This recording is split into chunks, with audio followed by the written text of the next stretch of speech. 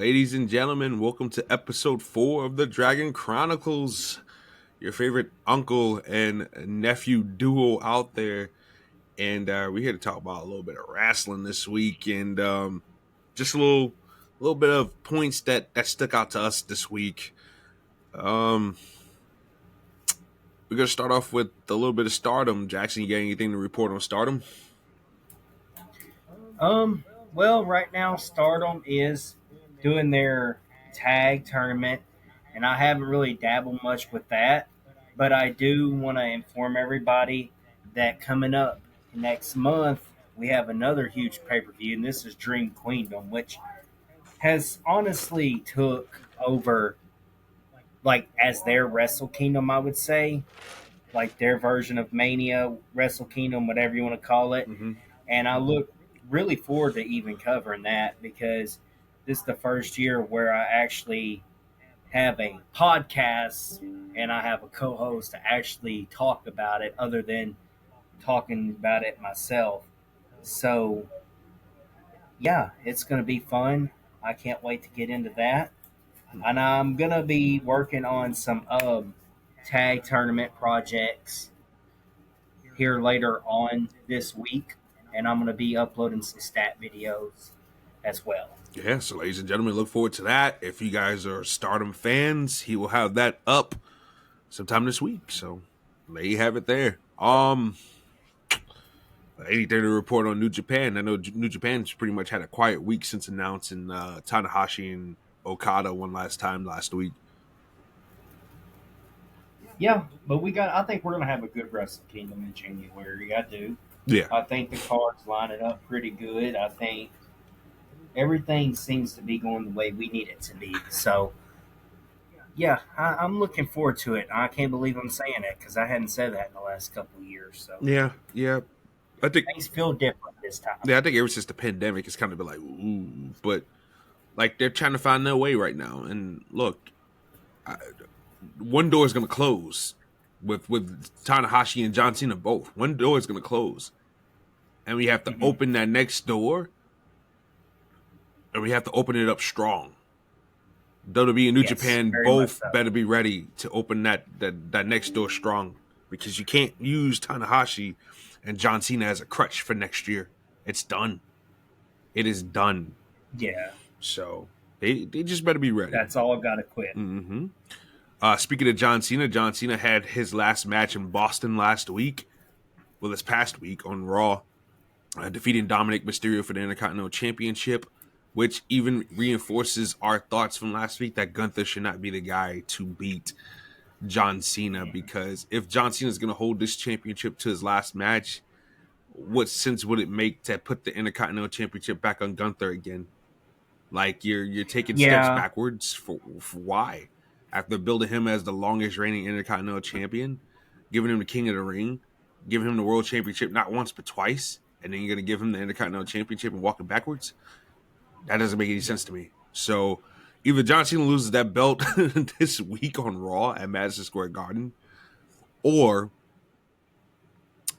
he just has to lose that belt to somebody other than Gunther. Yeah, I agree.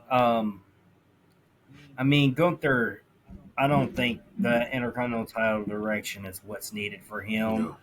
And shout out to Cena, Grand Slam champion finally. It's crazy to think, but, John Cena has all this success in all these areas, but forget he was not a Grand Slam champion yet. So he finally has that title as well.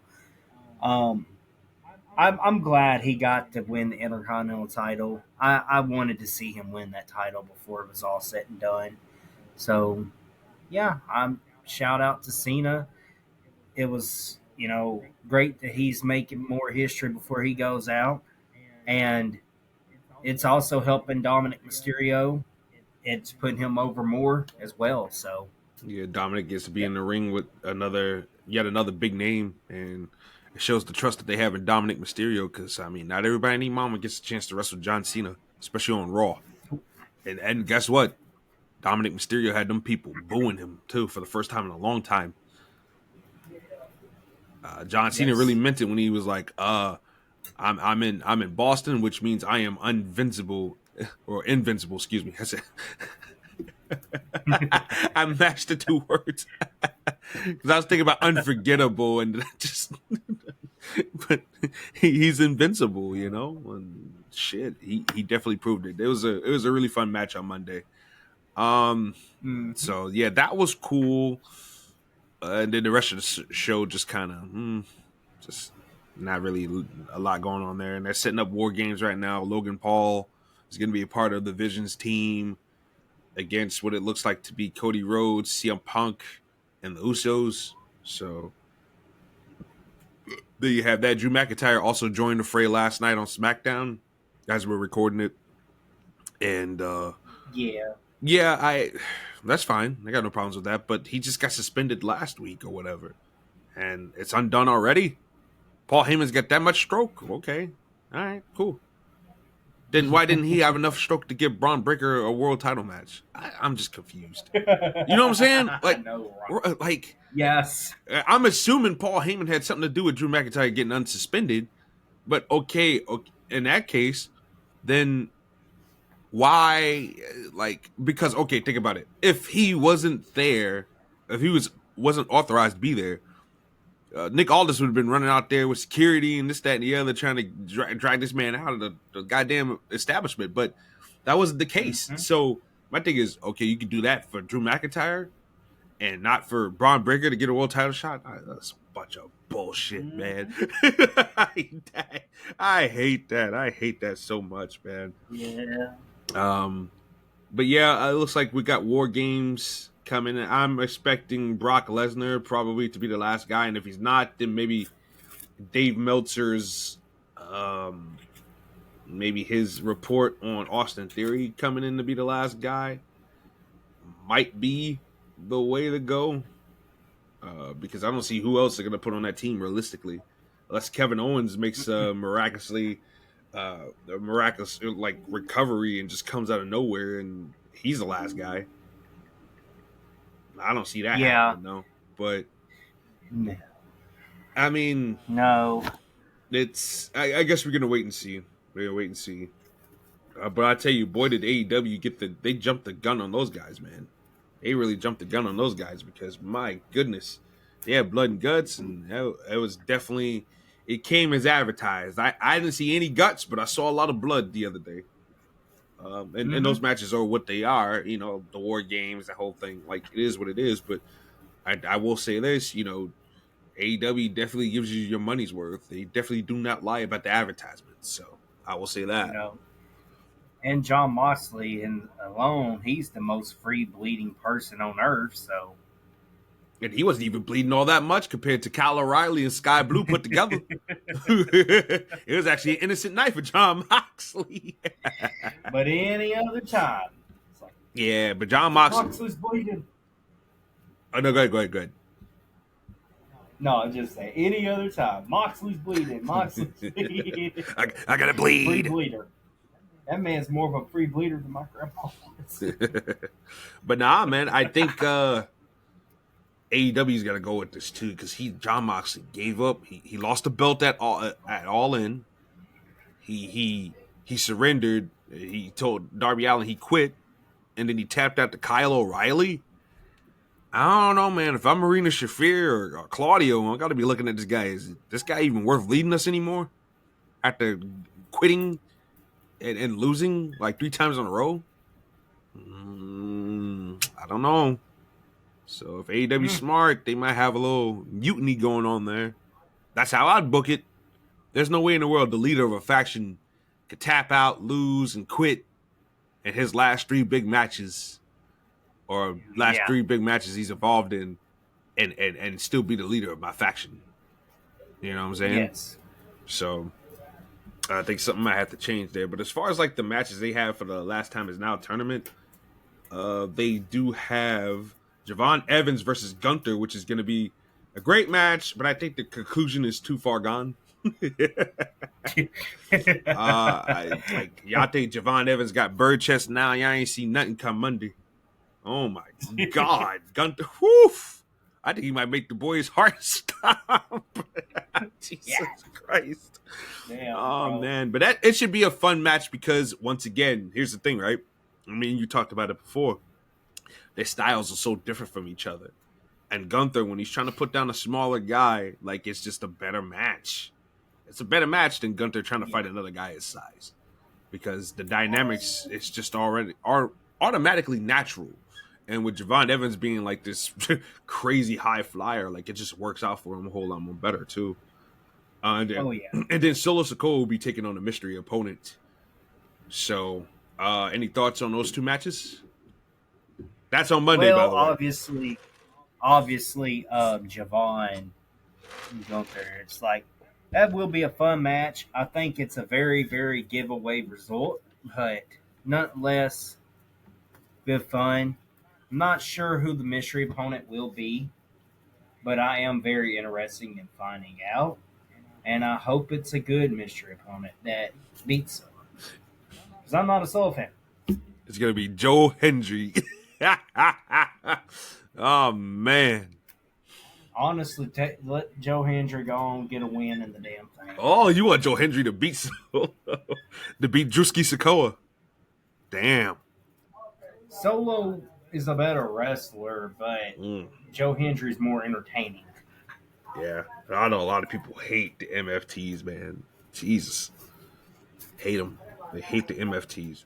Me, myself, personally. Dollar Tree brand. Me, myself, personally, I don't hate the MFTs. I just need... There's no character development there. There's no reason for me to care about JC Mateo. I don't know anything about the dude. Like, if I didn't know him from being Jeff Cobb in New Japan, I don't know anything about the dude. If I'm little Johnny or little Timmy who'd never seen this man wrestle in New Japan and PWG and all these other places, I don't know who this guy is, so why should I care about him? Same thing with Tama Tonga and Tongaloa and Hikuleo, or his name Tala Tonga. Sounds like a fungus. I got Tala Tonga on my foot. Like, oh shit! Like what? But yes, they have not done a good job with telling us who these guys are and what their goals are. So why should I care? Why should people care?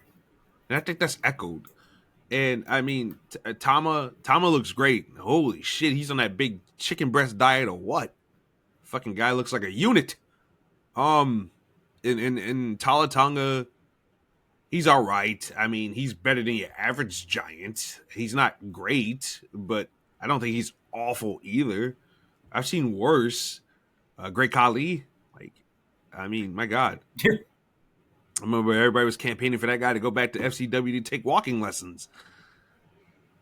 But I just don't know, man. They got to do something with that MFT thing. They really do. Because, I mean, on paper, it sounds cool on paper. But the execution is just like, I don't know, B. I don't know. I just don't know, dog. But yeah. But yeah, I think so, whoever the mystery opponent is, I think Solo will beat the mystery opponent. Unless it's somebody here to stay on the main roster. Let's just say, for argument's sake, it's somebody from NXT, right? If that's their official call-up and he beats Solo Sikoa, thanks to the Wyatts or Sami Zayn, you know what? That actually could happen now that I'm thinking about it. Sami Zayn or the Wyatts could get involved because he's beefing with Sami Zayn and the Machine Guns and who's the other guy? Nakamura. And Phoenix, they're feuding with them, but they're also feuding with the Wyatts at the same time. So I don't know. Yeah, trifecta stuff. Yeah, so I don't know if maybe they might want to bring in the Wyatt Six to the Uncle Howdy to come in there and fuck it up or something. I don't know. Hey, something might happen. So you know what? So you know what? Okay, LA Knight beat Zack Ryder last night on SmackDown. Woo, woo, woo. That's right. Zack Ryder came back after this man said he would never bring Zack Ryder back ever again. Triple H said, I'm going to show you that you're a liar, pal. And he made him go out there and beat Zack Ryder again. So he was definitely out there, and LA Knight beat him. So do they beat the second surprise too? That's another thing I'm thinking about now, because damn, that could actually happen with Uncle Howdy or Sami Zayn or both cost Solo Sikoa the match. and the surprise wins. And if it's Hendry, then good lord. Oh man, if it's Hendry and Sakota, that is gonna be that's gonna be a snoozer. After that initial pop for Joe Hendry ends and the song singing and the way it's gonna be like Jey Uso, man. It's just gonna be holy shit. Except for Joe Hendry does a botch. He does a botch. Just his moveset is just basic. It's very basic, but it is what it is. The other matches for next week's Last Time Is Now tournament will be Carmelo Hayes taking on Bronson Reed. And who else? Who's the second match? Penta and Finn Balor. That's gonna be good. That's gonna be good. That's gonna be. I think the Mello and the Reed one could be good too. Reed he's in the War Games, so I think Mello might actually win this with some chicanery. I wouldn't be surprised if he won due to some chicanery. Would not be surprised. And as far as Penta and Finn, I think Penta will win. I think Penta will win. I think Dom will try to interfere and it backfires, and I think that adds to more tension there. And I think Penta will advance. So that's my prediction there. Fraxium and DIY will also be facing each other next week. So, I mean, that should be good for SmackDown next week. At least SmackDown, I mean, look, as boring as the show can be, at least they have plans on what they're going to do from week to week. I gotta give them that. Yeah. I gotta give them that. TNA. Oh, my God, TNA. Buddy. TNA. Yeah. So, TNA taped Impact episodes, and they did a pay-per-view special yesterday, Turning Point. But they taped one on Thursday night, and it pissed everybody and their moms off because guess what, people? They took the belt off of Mike Santana to put it on Frankie Kazarian. Oh, my God. Why would you do that? Look. They sure the hell live up to a word Turning Point. Oh, my God. They should have did it at Turning Point. That would have been even more ironic. But the thing is this. TNA, you gave us a chase. Mike Santana was chasing the championship. And then he got the shot at Slammiversary. Joe Hendry was also involved. And Trick Williams stole the belt. You know, he stole the win. And this, that, and the other. Everybody was disappointed. And we was like, all right, fine. Because we know at the next big pay-per-view, Santana is going to win the belt more likely than not. And that's exactly what happened. He did. But in doing so, or after the fact, TNA went on a little hiatus where they weren't doing any shows. So the first fucking show you do after the hiatus, you decide to take the belt off of Mike Santana and put it on Frankie Kazarian. Yeah. Frankie is not Frankie the future Kazarian anymore. Frankie Kazarian has to be 50 years old, if not teeter-tottering on it. Might be the future of a nursing home, maybe. But well, there you go. Yeah, he can be the champion of the nursing home chess club, bingo night champion. Here, what gets me about it? 48. Okay, he's 48 years old. He's 48 years old. Yeah. He's my dad's age. Just like my dad literally wrestling for a world title beating a young guy. No. So, I told you this last night. Mike, if you want to give Kazarian his flowers at some point, sure, whatever. But you want to do it right this moment after you have done one good thing in the last year or two that I can even remember. This has been the best thing, was building Mike Santana up, who's already a TNA legend in my personal opinion. And you build him up, you give us a chase, and then you literally do that to him, have him lose to Frankie Kazarian? I'm sorry, like, what the hell? Like, no. I don't agree with it. It's the problem I've had with TNA for years now. TNA would have these unbelievable young talents, right? But every time you look at the results, they're either losing to Frankie Kazarian or Eric Young. And it's like, look, and even PCO is beating a lot of the young guys too, which I can't stand. I hate that. No, stop it. this is where I agree with Brian Alvarez. Get these old guys out of the way. They should be in supporting roles, Yes. not leading roles. Not roles where they're beating the young talent and sucking off, their momentum. No, stop it. Correct. And that's what it feels like here.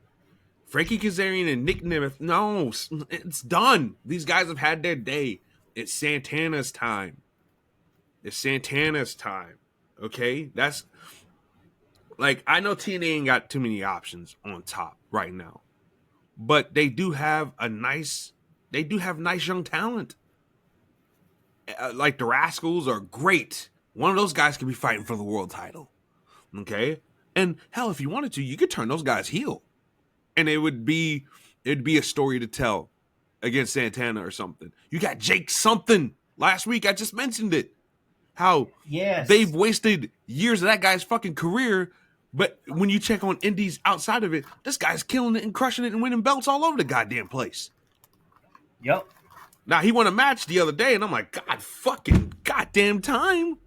It took you by like a million years, but finally you got a big win. You got Mance Warner. I like him and Steph DeLander. That's cool. And you got Macklin. You got guys that are younger still that can still do this. And they're oppressive talents. You don't need Eric Young anymore. And now Eric Young is threatening to bring in a faction to TNA. It's like, buddy, stop it. Yeah. How many times can we keep on doing this with you being a crazy man of a faction? Like, come on, man. We've seen it with Sanity. Like you want to hold on. We've seen it with, what was the other group? Violent by Design. Like, stop it. And then the Northern Armory. You just turned on those guys months ago. Now you're bringing in another faction? Come on. Give me a fucking break. Exactly. And it's like, oh my God. Like, you want to hold on to these people that you were pushing 10 freaking years ago. Not even 10. And you were making them the future, and you just want to keep trying to build up 10. With them. Okay. Jackson. You lost. Jackson, not even 10. They've been pushing Eric Young ever since you were born. 20-something years ago. Actually, 20 years ago, 2005. Like, trust me, I know. I was like fucking 10 years old when it was going on. 10, 11 years old. Eric Young has been on Don't Fire Eric, Team Canada. Like, he's been doing this for years now. Not necessarily this gimmick, okay? But he's been around and he's been on prominent roles and positions ever since I was still a kid and when you were in your infancy stages, all right? Like, literally. I'm not joking when I say that. And we're still doing this. And Kaz has been winning X Division championships. They wanted to push Kaz back in 2007 and never materialized. But doesn't mean you have to squash the young people's momentum now. TNA has a great, and I feel like, look, the more TNA's doing this, relying on guys like Kazarian and Eric Young, and like I said, thank you for your services. I'm not saying these guys are bad. So I don't want anybody to misconstrue what I'm saying right now. Frankie Kazarian is a great wrestler, okay? Great wrestler, great talker. Reinvented himself a couple of times, especially when he cut his hair and everything like that, to show everybody that was a bullshit rumor. And he did stuff with Christopher Daniels, just showed another different dimension and personality to the dude that nobody really knew he really had at the time, besides being a normal, typical cocky heel. But he showed a lot of personality when him and Daniels were doing the Bad Influence stuff. But that was years ago, my man. I was in my late teens, going into my early adult ages when him and Christopher Daniels was doing what they were doing. So my thing is you have to stop killing guys' momentum, especially the young guys' momentum, to give these guys, these veterans who should be training or producing or something like that, one last due. It's done already. Eric Young was the world champion multiple times. X Division champion multiple times. Tag team champion multiple times. Same thing with Kazarian. Now he's the world champion now, but before then his resume wasn't bad either. He was international champion. He was X Division champion and tag team champion multiple times and X Division champion multiple times. So it's not like he's starving. He's not a starving veteran. So we have to stop squashing these young guys and killing their heat and killing their momentum for these older guys. These guys should be putting guys over. Them two and Nick Nemeth. And who else is still on the roster that's an older guy? Myers is not as old as those guys, but Myers is getting up there. Myers, he should be putting guys over too. Enough of this beating the young guys. Like, I'm sick of it. I'm sick of it. And it's one of the reasons why I can't watch TNA. It's one of the reasons why I can't watch TNA. I don't care how great the wrestling is, because I know the match results is just going to piss me off because there's no progression for new stars. You need new stars in this business. TNA needs their own stars, not feed them to AEW and WWE because you can't afford to pay them and you booked them wrong. You have to really, really build your own guys that's going to rock with you for the future, for the foreseeable future. They have to understand that. And I feel like when a lot of these guys' contracts expire, because TNA can't be paying all that great, number one. And number two, some of these younger guys are getting buried and getting beat by these veterans that need to get the fuck out of the way. They're going to leave and go to WWE or go to AEW. And how is that working out for some of those people? Deonna Purrazzo, I can't find her. Where is she? I see her more in college commercials than I see her wrestling. Yeah. Where's Josh Alexander? Josh Alexander's man number 12 in the Don Callis family. He's not doing anything to stand out. Like, come on, man. And WWE, Jordan Grace was a big deal when she first signed, but I mean, she's got no momentum right now, no heat. I mean, she's on TV every week, but she just feels like another person. So, what good is it when you are? And maybe those are bad examples because they were successful in TNA, but look at where they are now. They're buried within the crop. Like, TNA has to build their own stars, man, and find a way to maintain them. And dumb decisions like this ain't the way to do it. It's not. I swear to you, it's not. Yeah. So they got to do better than that. But it was good to see the Rascals, all four of them back together. I know their contracts are up. See what I mean? Four young guys that's probably going to go. They're probably going to go to AEW at this point. I don't see them, especially after Wesley got released. I don't see them going back to WWE. That would be quite awkward considering they just let him go not too long ago. Yeah. If it was a case, I think all that fumble with the babyface turn too. Well, you mean the heel turn? The heel turn. I mean the heel turn. Excuse me. There was no real reason to turn him heel, in my opinion. I think I still will stand by that. They did that for shock value. I get you wanted him to be. Yeah, that's what I'm just saying. Like, you wanted it for shock value. You wanted the good one, the biggest baby face of them to be the one to go heel. But that was just the wrong direction. I think you could have got away with Trey way more. Oh, sure. No, what should have happened was Trey and Wentz should have turned on him. Yeah. Together. And I thought that was going to happen. Especially when they were doing the hug thing, I thought for a fact that Trey was gonna fucking just glom him, and then Wentz was gonna be like, "Well, what are you doing?" And then just start stomping on him. I just had a feeling that WWE was gonna pull that damn card and make Wesley be the one to go heel, and I was just sitting there dreading it, and they were actually gonna do it. I'm like, no. Yeah, I mean, we figured that something was gonna happen there, but it didn't seem to work out too well for Wesley's career in WWE, and he was already down there too long anyway. So I mean, that's why they let him rock. But I just think now the Rascals are going to be free in January. It looks like he's not on a deal. Neither is Myron Reed. I think he's on a pay per appearance deal, and the other two boys, their deals are going to be up in January. So it's going to be interesting to see where they go. TNA, but TNA needs to make a deal. Like, give him a bump in pay. Promised him something good because TNA needs guys, man. We need to stop feeding WWE and AEW talents because WWE can't manage them all. AEW can't manage them all. TNA needs something. They need guys to be staple mates for them. The Rascals in New Japan would rule. They could be their own little like faction type thing, you know? Oh yeah. But and that would be cool too. That would be cool. But I mean, depends on how much they want to go in and out of Japan, though. I don't know. But It'll be interesting to see what the Rascals do. I like that group. I compared the Rascals to me, Kodak, Deuce, and Mav, and I think it's true. And I think even Mav, even deeper than that, like I think he could compare a lot of the Colorado Carnage guys to the Rascals too.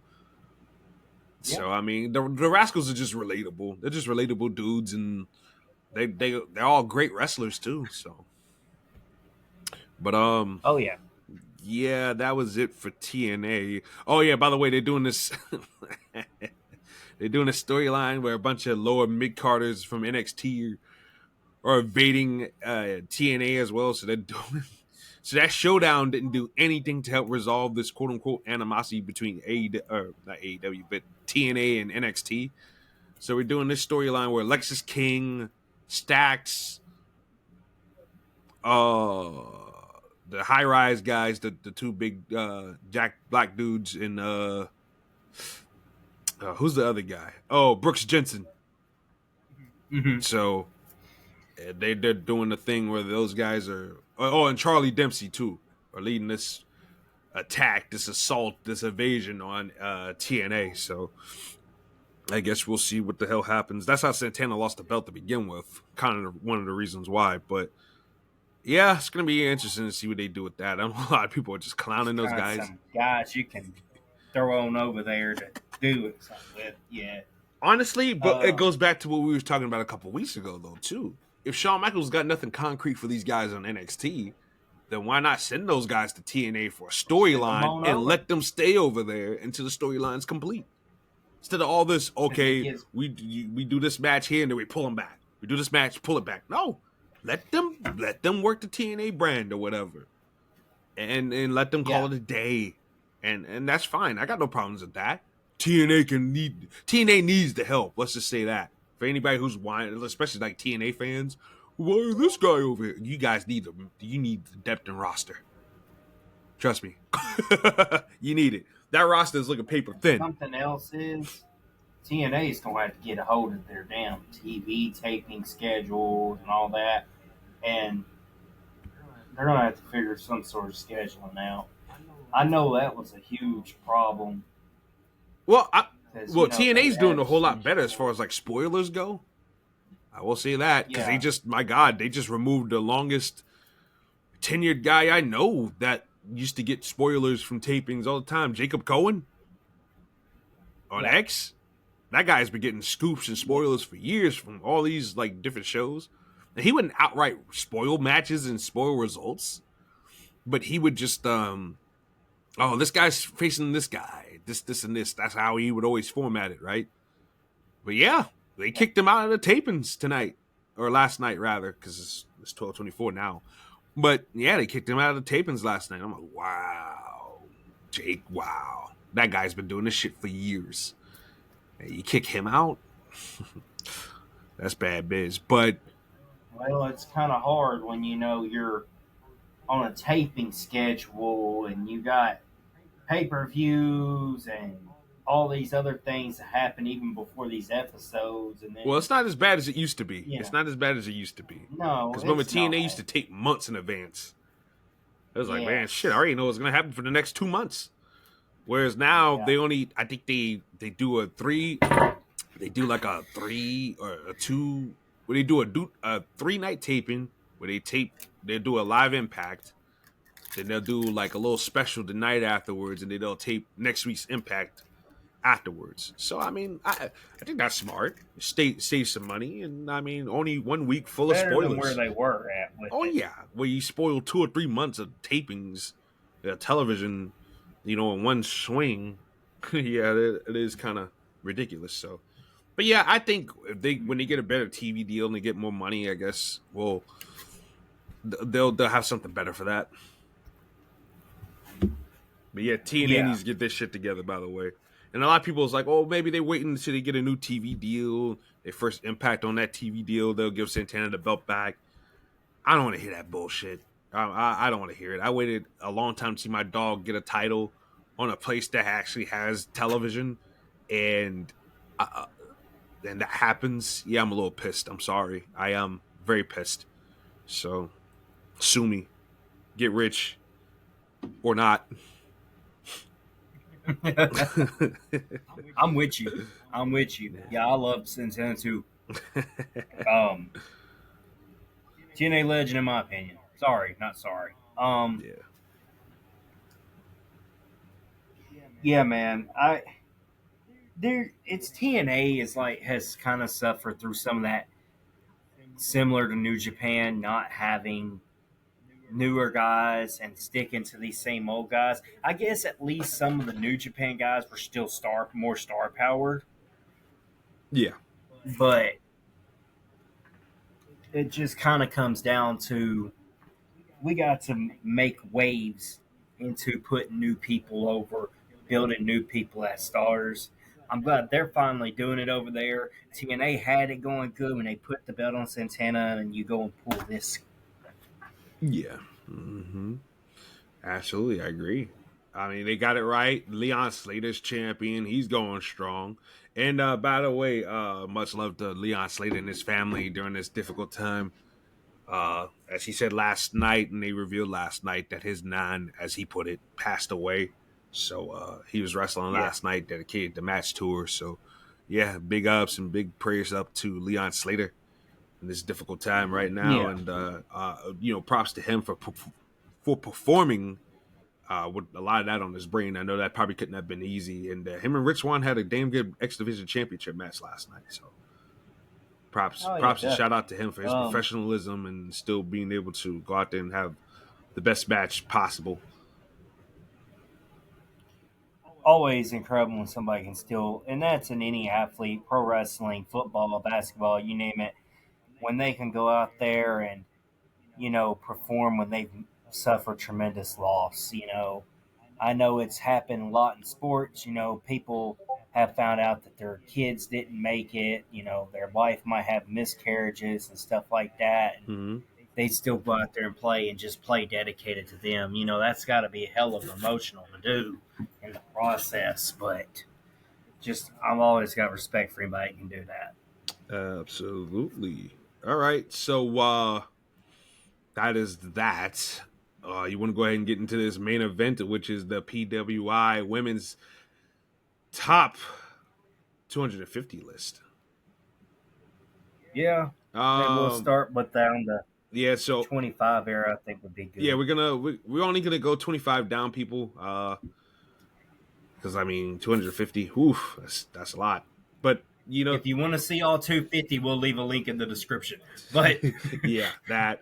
And the criteria for the PWI's list are definitely kayfabe based, and the following is always taken into account when making these selections: in-ring achievement, win-loss records, championships and tournaments won, influence, visibility, and prestige within the promotion and the industry, technical wrestling ability, a variety of moves, quality of matches, in-ring storytelling, competition success against the most varied and high-quality opponents, activity, minimum 10 singles matches total, barring this 6 such matches in separate months. So without further ado, yes.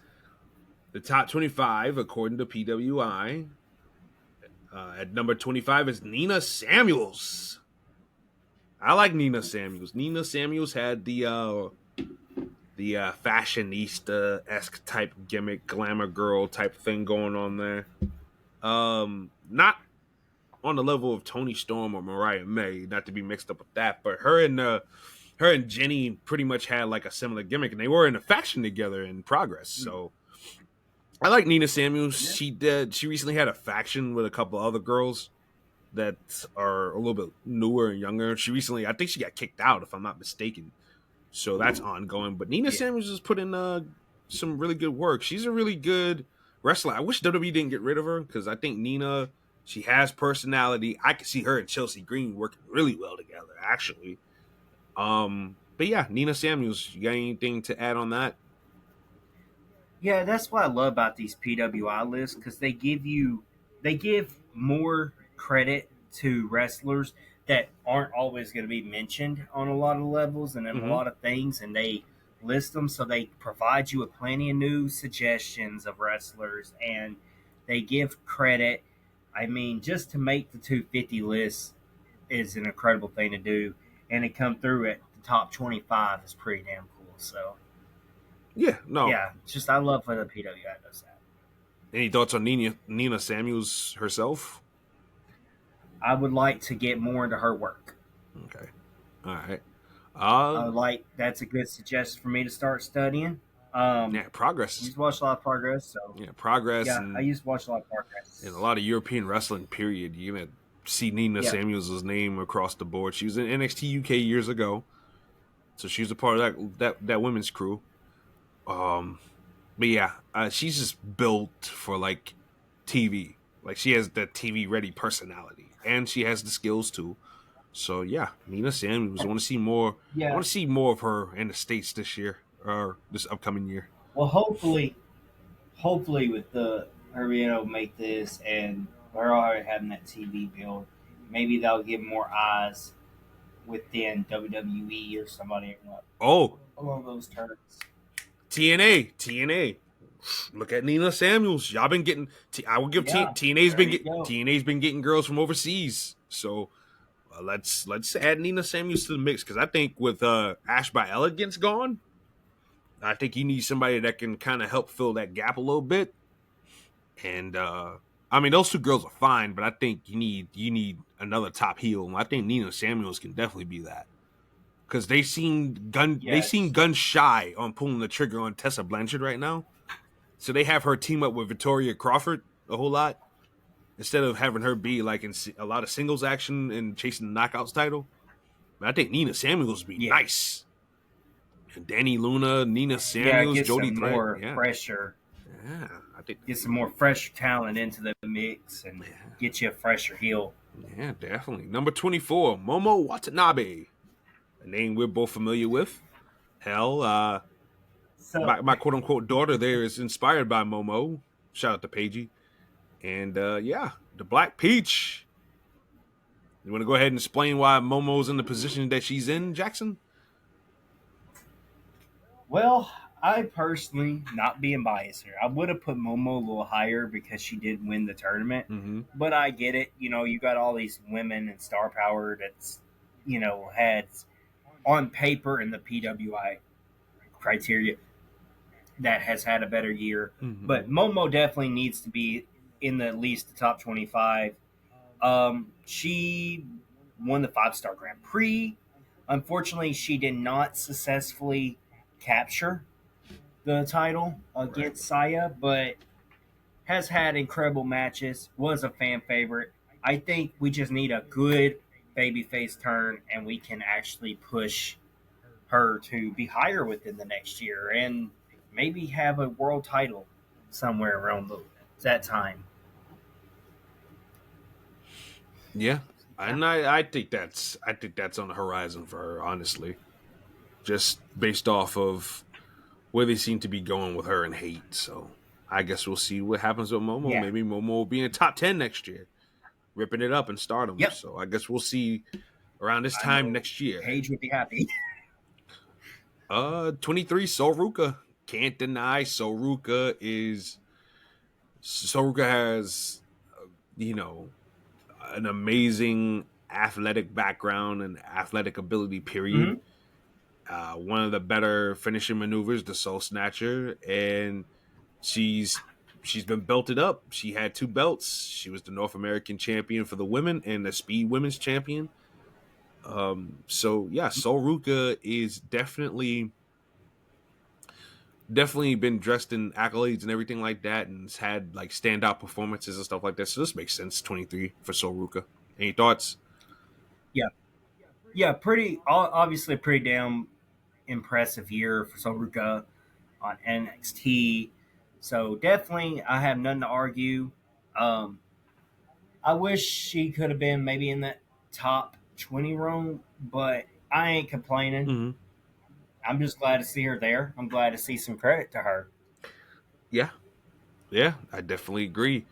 Number 22, Roxanne Perez. Now, I will say this about Roxanne Perez before anybody gets upset with me. I think Roxanne Perez is her 2025 has been pretty lackluster. Mm-hmm. As far as like she hadn't had much accolades and stuff like that.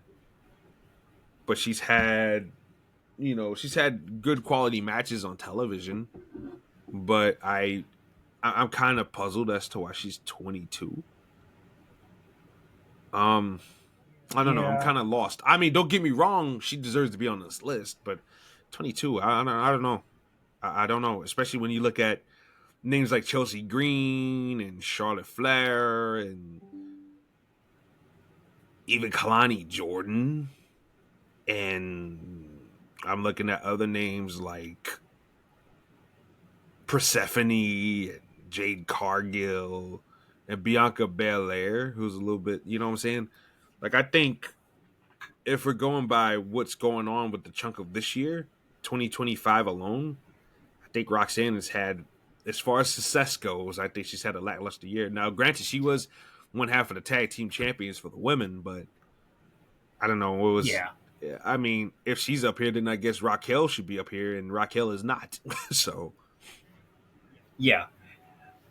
Um, Obviously, I love I do Roxanne. too. I'm a I do good too. I just Roxanne want to fan, preference but that. it's just, I just think, and I agree with you. I think the booking issue is real, and we're gonna get more into WWE names here as we go on this list. But, Mm-hmm.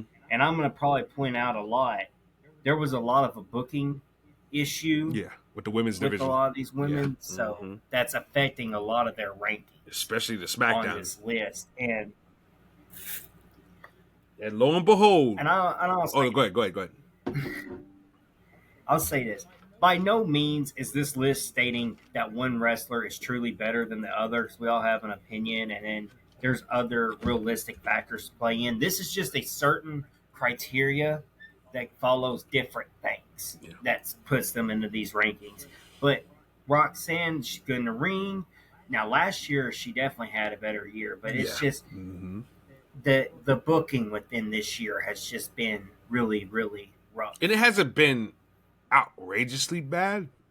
Is that Roxanne is in the You mix? started off well. You started off incredibly Where she well. pinned Bailey, But and then after that, it was like, okay, where's Roxanne? And then wham bam, she's in Judgment Day, and that's pretty much where she's mhm, been at with the tag team championships for the most part. So it's just that's where she's been. I don't think that really warrants number 22. You know what I'm saying? I would put Sol Ruka above her, honestly. I'd put Mina yes. Shirakawa above her. There's some names underneath her that I would put over her in a heartbeat. Like I said, no hate. I love Roxanne. Um, but that is that. Number 21 is Julia. Julia came in with a lot of fanfare uh late last year, won the NXT championship for the women, lost it in shocking fashion to Stephanie Vaquer, and then got called up, won the United States championship almost instantaneously, and then it went downhill from there. But she did get 2 championships within a quick span of her run. So I guess that trumps hmm bad booking and other stuff. So Julia is number 21. What do you think? Yeah. The two championship wins are impressive for Julia, Mm-hmm. but it's going to go back once again. There was a booking Yeah, issue, big time. and a lot of it goes back to how they started booking her like even in NXT after her debut, but then after SmackDown, when she got SmackDown, it was like, oh, um, Yeah. we'll just have to. I just hope soon that WWE can start doing something different with Julia and start booking her in different ways, and we'll see how things can change and play out then. Yeah, there needs to be some changes made, definitely. And I think Julia, I'm not going to put it all on Triple H because there's a massive disconnect with her between her and the audience as well. Mhm. And but that also comes from Triple H not putting her in the position for the audience to get to try to know her and decide whether they want to boo or cheers. So it all kind of does fall back on him at the end of the day as well. But Mhm. yeah, Julia's at 21. Number 20, Blake Monroe, the Glamour. Um, not bad. Yeah. Coming off of AEW, she had a great match with Toni Storm to cap off her run. And look, a lot of people were doubting whether she was going to bring it to the table when she had the feud with Toni Storm, but she did. She did bring it to the table. Her AEW Oh championship yeah. run was not booked all that well, but her and Toni Storm with No, their grand ending there, that was good. And then she came into NXT with a lot of momentum. Did the heel turn, does a lot of character work, has a nice record, and she recently won the North American Championship for the women. And plus, I love that theme song, by the way. I will say that. yeah. For as much as heat as Def Rebel gets, I do love Glamour is Forever. Yes. But yeah, Blake Monroe, number 20, definitely deserved, I feel. Any thoughts on Blake Monroe? Yeah. I think 20 is a good spot. I think that's a really, really well spot for Blake Monroe. Mm-hmm. Like you said, did a good ending with the AEW, come in NXT, started doing some pretty good work. So I think 20 is a pretty good spot. I don't actually disagree with that ranking at all. Yeah. Shame. Number 19, Mizuki. Yeah, giving some more credit to our overseas wrestlers, our Japanese women Mm-hmm. wrestlers. So I love to see that. Um, and I've told you this in private too. Yeah. I'm glad that PWI can rank, and just rankings in general can rank these women, these Joshi wrestlers, these Japanese women wrestlers, and really just any kind of foreign women wrestlers. Now, without a whole lot of criticism, because like 6, 7, 8 years ago, it was not the case. Yeah, of course not. So it's cool to see Mizuki. Yeah, because I mean, it was strictly for the men, and then they would squeeze a woman in there, especially if depending on if she wrestled men a lot. Like I know Masha Slamovich, who's persona non grata right now, but Masha Slamovich was on these lists a couple of times because she wrestles men, and quite honestly, I Oh, believe sure. Masha Slamovich can't beat up half of men's wrestlers that are out there today, especially on the indies. I believe Masha Slamovich punched somebody in the face and steals their lunch. I believe Masha Slamovich beat the hell out of Akira. I believe that, but that's another story. Yeah. But yeah, Mizuki. I don't know too much about Mizuki, but I'm assuming based off of her ranking that she's had a great year. So there you go. Number 18, Mayu Iwatani. Yeah. Um, Mayu has had a good year. That proper leave from Stardom and transition to Marigold, definitely becoming a top fan favorite for Marigold, becoming their big name over there, getting to wrestle Io Sky Mm-hmm. once again, you know, reviving a that was once a fantastic trilogy rivalry. Mayu Iwatani definitely had a good year. Not really so much for championships and accolades, but in terms of matches and on paper credibility, I'll give her credit for her year. Yeah, likewise. She's definitely been a standout and helped put the brand on her back and everything like that. And you like to see it. They don't call her one of the aces for no reason at all. Above her at Right. number. That's. Oh, go ahead. I'm sorry. I was just going to chime and say it's like I've always said. Mayu is somebody that we can consider a veteran and a legend, but also the future and the present. Yeah, because she's so Because young. her age, she's not too old. She's not that young, but she has the right amount of years of experience. Yeah. Just wait till Triple H brings her in and has her be, he's gonna put that match at WrestleMania. Kyrie and Io triple threat match at WrestleMania for the title I would at love WrestleMania that. 45. I would love nothing more but to see It's that. gonna happen. Get her in there. Yeah. All right, but number 17 is Jordan Grace, which has me scratching my head because Jordan Grace to me has had a quiet 2025, and even when she was around Yeah. last year, I know she's the Knockouts champion, and I'm not sure how far they go back with the criteria for the list. It doesn't necessarily I say think it was from October to October October to October. this year. I'm pretty sure. Oh, For this October year. the 1st till September the 30th. Well, Okay. I mean, Jordan was Knockouts champion for most of that. Um, but since coming to NXT, she hasn't done anything that's been really all that spectacular or Very standoutish. quiet. Very Very, quiet, very quiet. very quiet. So I kind of question that a little bit. But if we're going by the fact that she had the Knockouts championship and she was on NXT wrestling on almost on a semi-reg basis, okay, fine, fair enough. But I'm just saying, as far as 2025 goes, she hadn't really done all that much besides being in the Rumble and feud with Blake Monroe. Those are the only things that really. And I know she was in between Vecchia and Julia, but Yeah. yeah, I just don't think that she's had that one thing except for that Blake Monroe feud that was like, okay, and she didn't even win that. I don't think did she win that? I don't even remember. I don't remember. That's how. I don't That's remember. kind of how like glossed over it's been. Um, but you got anything to add as far as Jordan Grace is concerned? Nope, just quiet. It's like you said, kind of what we go back to earlier in the earlier part of this podcast. Like when you said, when you were on your TNA topic about how she's kind of been just kind of quiet and lost that mix of WWE. It's like, that's what it is. It's how it's felt like.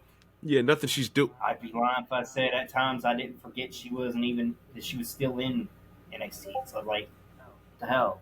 Yeah, I mean, like I said, the Blake Monroe stuff kind of stuck out. That was a good little thing there, but yeah, Jordan just seems like she's in the mix, man. I think Very much so. I think a lot of girls dwarf her too.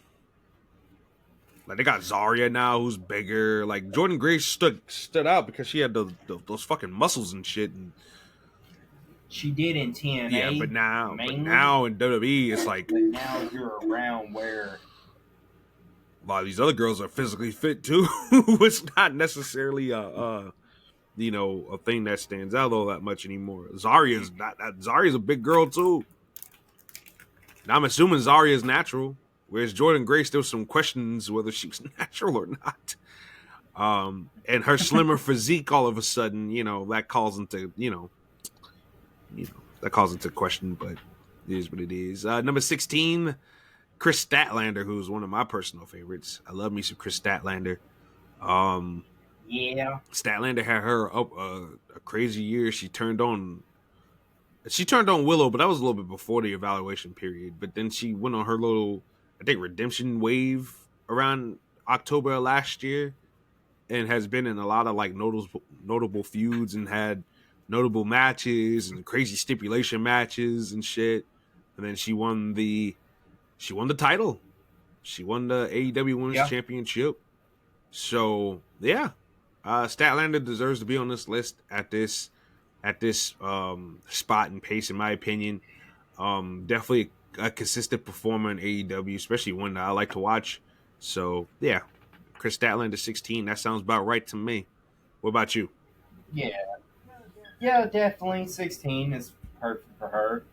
Did have a pretty good year for AEW. Yeah.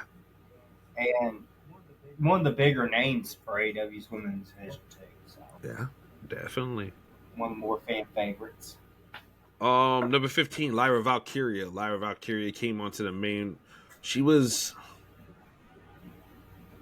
I'm trying to think. Was she? No, she was on the main roster last year. I was about to say, was she still women's champion last year?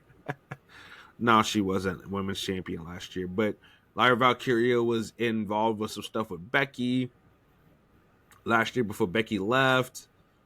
And then Lyra was wrestling these matches and then putting on nice matches, excluding that horrible one with Sonya Deville, where she had to tell Sonya Deville to let go. Let go! Let go! I think that's the match that cost Sonya Deville her job, to be honest with you. But But yeah, Lyra Valkyria, the people want to like Lyra Valkyria. They react to her well. She puts on great matches, and she's the first ever women's Intercontinental Champion. Has been consistently in the mix with big players like Becky and Bayley. Um, Yeah, Regardless of your feelings of both, they are top women in WWE standards. So yeah, like that's not bad spots to be in. yeah, And then plus she can always go down to NXT, and the people will pop for her down there, and the chemistry between her and Tatum Paxley is always a treat to watch as well. So there's always something in the back pocket for Lyra Valkyria. Shall she get stale as a single? Or if this thing with Bailey goes hmm, completely off the rails, like they always have different options for this girl and built into her lore and character. So yeah, Lyra Valkyria at 15, definitely fine. I think, especially for being the inaugural Women's Intercontinental Champion, and she won the tag team titles yeah. too. Almost forgot about that. Oh yeah, So definitely became a fan favorite. Over her course being there on the main roster and within the last year, some pretty good matches, Becky, and some good work with that IC title. So yeah, I mean, I don't argue with that ranking at all. no. And she deserves to be there, in my And I opinion. know damn well you ain't gonna be arguing with this ranking either. Number 14, Starlight Kid, SLK. Yeah, Starlight Kid had a pretty damn good run with the winner of Stardom Championship and some good matches. Not too bad performance in the tournament. Now, I will say that I wish she could have done more this Mm-hmm. year within the last year, but we'll just have to see. She did lose that belt to Konami, but which I've said before, and I think what the last episode, um, I think that was the right call. But we'll see what next year has to bring. I do see her capturing the World Stardom Championship soon, or at least maybe the New Japan Strong title, or the IWGP one. Yeah. Yeah, no, she's definitely one of the top girls around over on that side of the country, or that side of the world rather, excuse me. Mm-hmm. And she's phenomenal. She's phenomenal. I like her look too. And yeah, she's got something, man. She's got something. It's like they all have a mask. Like all the girls in Starlight, like they'll have a mask. Io had a Yeah, and they'll take mask, it off. But Starlight Kid, see, she actually wears hers, and she's made hers iconic over there. Yeah. So, Mm-hmm. Yeah, no, definitely. You're right. Number 13, I disagree with this. And I know she was the women's champion last year when the evaluation period started. But Nia Jax is at number 13. Granted, like I said, she was women's champion around the time the evaluation period kicked off. But Nia Jax has lost championship match at the championship match at the championship match against Tiffany Stratton. I feel like Tiffany Stratton was only feuding with two people this year, and it was fucking Nia Jax and goddamn Jay Cargill. And Nia Jax didn't win the belt at all. So number 13 is a little confusing to me. A lot of people, Nia Jax's work has fallen off because a couple of years ago I was praising her when yeah. she first came back and this and this. I thought Nia Jax was putting on some of the best work of her career, and I'm not a Nia Jax Oh, fan, yeah. but I gave her credit, and I mean that's something I like to do.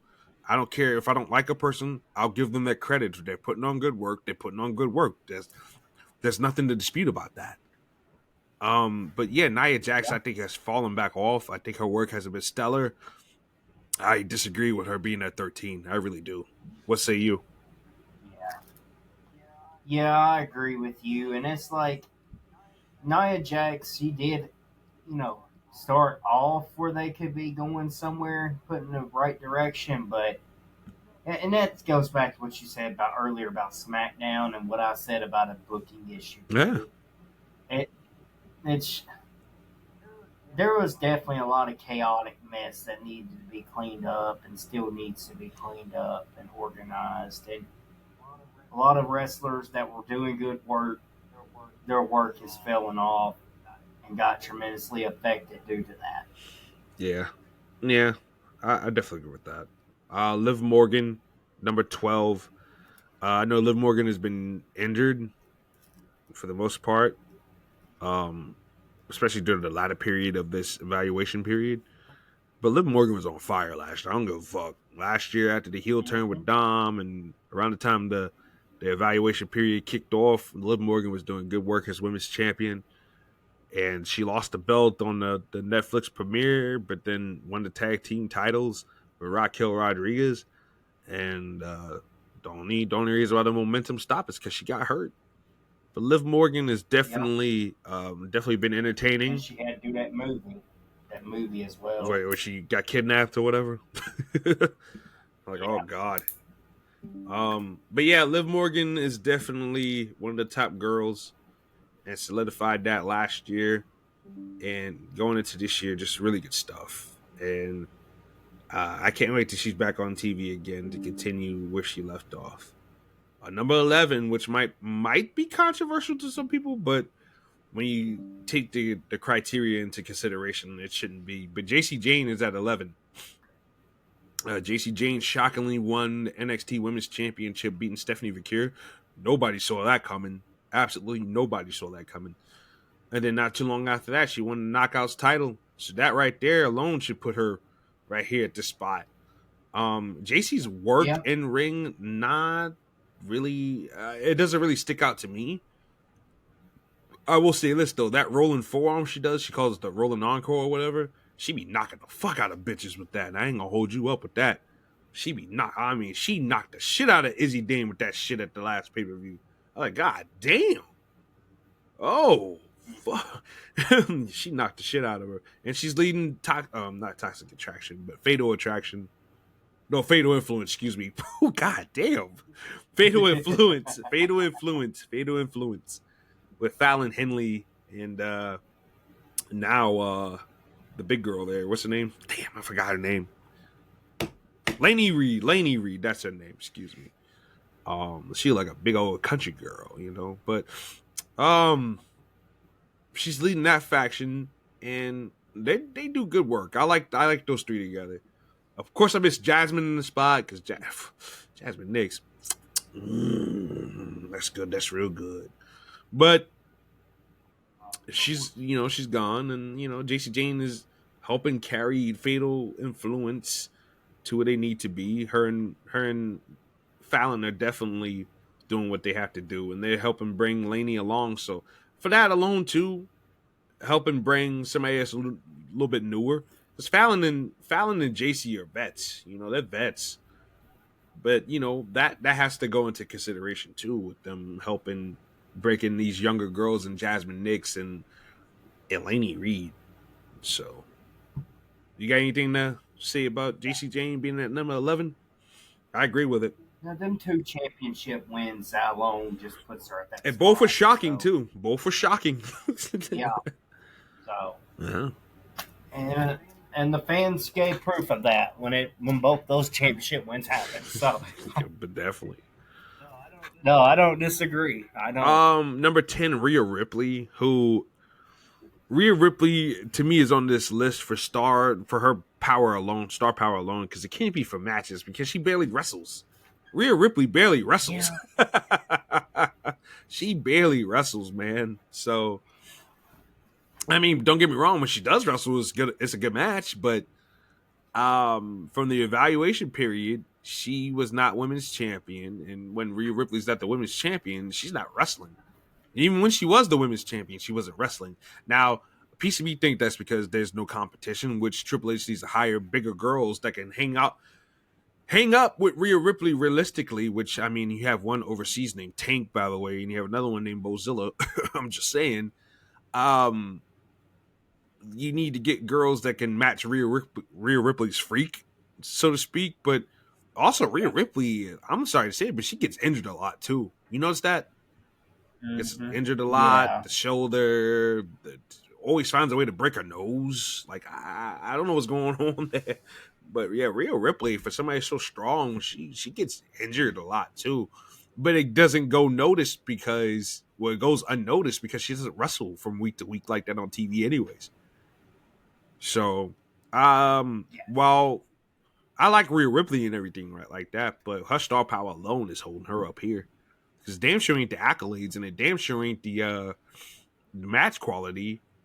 I mean, match quality, but match quantity because she barely wrestles. Yes. When she like I said, when she does, they are bangers. I can't disagree with that. What you think? Right. Yeah, and I've seen people that were mad because she was so damn low on the No, list. no, I'm like, it's right. It God fits. dang, she wasn't even wrestling that much. I mean, the triple threat was really Mm-hmm. good, but just the lack of matches. But I mean, yeah, the star power, the pops, the crowd reaction, that definitely might put her on this ranking. But I honestly would have put her a little lower. Would have put her a little lower there. Yeah, I would argue putting JC Jane above her.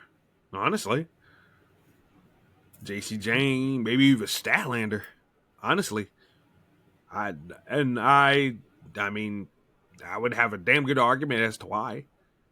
Number 9, Naomi. Between her and Bianca being the tag team champions, um, up until the heel turn, the reveal that she was the one that attacked Jade Cargill, the match they had, the repackage of the character, proceed with caution.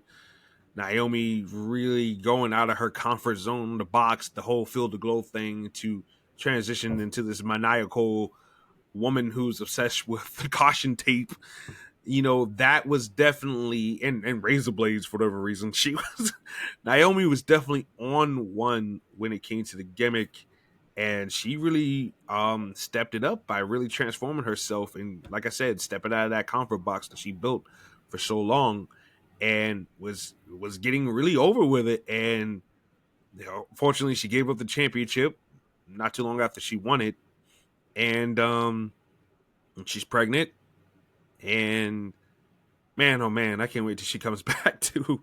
She's done really good stuff, and I just think that Naomi, she's got a little bit more left to give when it comes to that that whole proceed with caution thing, because that was great transformation, and like I said, the matches were good too. Her winning Money in the Bank, and then cashing it in, and when she did was really good stuff, and just she really because a lot of people were like, I don't know, Naomi's kind of boring when she came back last year. She wasn't doing all that much, but lo and behold, Triple H was just trying to build an arc for her to snap and shed that whole Feel the Glow persona. Hmm. And she did, and it was really good, and now she's gone. but Naomi at 9 is, I think, it's definitely deserved. What about you? What do you say? Yes. Yeah, I agree. Naomi's stuff started getting really good, and then obviously the pregnancy happened, and that's bigger and better things in personal life. Yeah. So, but I just hope when she comes back, she can pick back up on some momentum. Mm-hmm. But it was going real good. Well, I'm not gonna say unfortunately, because pregnancy is a great thing for them, but Big Jim likes to Netflix and chill much, so you know things happen. So she had to give it up. But hopefully soon after that, the baby is born, everything, she can come back and pick back up on some more momentum. But no, I do not disagree with her ranking. She deserves to be there. Good year. Yeah. Yeah, definitely agree. Then we have above her at number 8, sorry. Yeah, good year. Did the IWGP Women's Championship. Mm-hmm. Um, match quality good. Match quantity pretty decent. Did win the championship. We'll see. She did lose back to Suri, so we're gonna see now that she's pretty much gonna be shifting to that marigold. Yeah, yeah, I definitely agree. I think she's definitely, ever since she got her release from WWE, she's been on the absolute goddamn tear, just really putting on classics everywhere. So she definitely deserves to be on this list. Mm-hmm. Number 7, Athena. Mm. My problem with Athena being on this thing is that she's not on AEW television enough, and she wrestles for the for Ring of Honor, which is behind a paywall, pay-per-view is obviously behind the same paywall. So it's like a niche audience gets to see what she does, and I'm not don't misconstrue what I'm saying. I'm not saying she's a bad wrestler. She's a great wrestler, actually. Really athletic, great finisher, Yes. great character, but nobody barely gets to see it is my problem. And I think her having that championship, still after all this time, is definitely lifting her spot up on this list at number 7. What do you think? Yeah. Yeah, I agree. Like I love Athena. Like she's great in the ring and everything. And I was a fan of her movie anyway. Before it was ever Athena, before she ever came back to Athena in Ring of Honor. But obviously, long ass run that women's Ring of Honor title. But yeah, I agree with you saying. Yeah, Get where you're coming yeah. from. I don't know. That's just I don't know over Naomi and dare I say JC and Liv. I don't know. I don't know. I can't even tell you a Ring of Honor feud she's had that was like Right. notable or any notes. It just seems like she's running around with that championship and bossing Lexi Nair and Billy Starks around. I think I think she's gonna drop that belt to Billy Starks this year. I think they had 2 matches already for the title, and I think the third Billy Starks is gonna get her. Has to when they go to do it again, and I think Billy Starks is gonna turn on Yep. her and take over that whole minion thing because they kind of teased it a little Oh bit yeah. when Athena was away, and Billy was kind of letting the power get to her head. So I don't know. I think that's where we're heading, but I hope so. They have to end this and get her on AEW Dynamite. Come on. She cannot have this woman waste away on Ring of Honor. Like I said, where the audience is going to be niche because if you're not paying for Ring of Honor, I mean, are you watching it? So it's for a limited audience unless you, of course, get it on sites. But I mean, I don't know, man. She should not be behind a paywall, in my opinion. She should be on television wrestling and competing with the top women in AEW. That's just my opinion. I'm still sticking by it. I don't understand why she's in Ring of Honor. Ring of Honor, if you want to use that as your developmental, just put it on Billy Starks, get it over with, get Athena to where she needs to be, please. And that's on AEW television. Yes. Number 6, Io Sky. Now, Io had a very lackluster women's championship run earlier this year. And ironically, it didn't get good until she lost the belt. Henria had that banger match, and then she lost it to Naomi in the Money in the Bank. But I will say this, though. She had the match at WrestleMania that was a banger as well. But there was a couple of spots in between that momentum and time that Io wasn't on. She wasn't wrestling anybody. She didn't have any feuds. So that was a dry spell there, and it was terrible. It was terrible. And Io already has a strike against her that she doesn't speak complete English, but the people still want to like her nonetheless. People do cheer for her. She's popular. The head pointy thing that she's been doing, like that's over. Like Io is just incredibly likable and a flawless performer in the ring. And like I said, with the bangers and the fact that she did win the championship and probably had one of the best women's matches all year long, um, not counting any mutilation or any blood or anything like that, just a plain classic wrestling match. To me, Io and Rhea Ripley are definitely up there for top women's match of the year. Just purely women's wrestling. No garbage tricks, no hardcore wrestling, none of that. Just straight up 1v1, Manui, woman on woman, and just them two just laying it out there. I think they had the best pure wrestling match all year long. Um, and then the stuff with Rhea Ripley now, where they're friends, and Rhea Ripley, Rhea Ripley's carrying her around, and this, that, and the other. Like it's all kinds of cute stuff and yada yada yada. So yeah, Io Sky is definitely, she's at the height of her popularity and the height of her run in WWE right now. And Yeah. to me, Um. top women's performer on the roster, bar none. Yeah. Obviously, as everybody knows, that is my Yeah. favorite. Io's my favorite. So I'm trying not to be biased when I say this. I did want Io to be higher on this list because she did win the Mm-hmm. title when nobody thought she was going to. They had the triple threat match. A lot of people were kind of felt kind of overwhelming about, Yeah. but Because ended up being well. The build up wasn't really great, but the triple threat match ended up being possibly the best match the whole damn WrestleMania, other than the other triple threat match. Um, then obviously getting to go to Marigold and wrestle Mayu, and that's something a lot of the main stars on the main roster haven't even done. Is going to these other promotions wrestling her getting to do that. So without me being biased, I do think still personally she should have been higher for those, but the it goes back to a booking thing, and they didn't really book her to wrestle much, and there wasn't really a whole lot of options for her to wrestle, and that's not her fault, obviously. Um, and not winning a whole lot of championships there, but yeah, I mean, I'm still glad she's in the top six, though. yeah, no, definitely, definitely. And then above her is Stephanie Vaquer at number 5. Had the match with Mercedes last year. Came into NXT and WWE period with a lot of fanfare and a lot of hype, and I feel has delivered on that hype.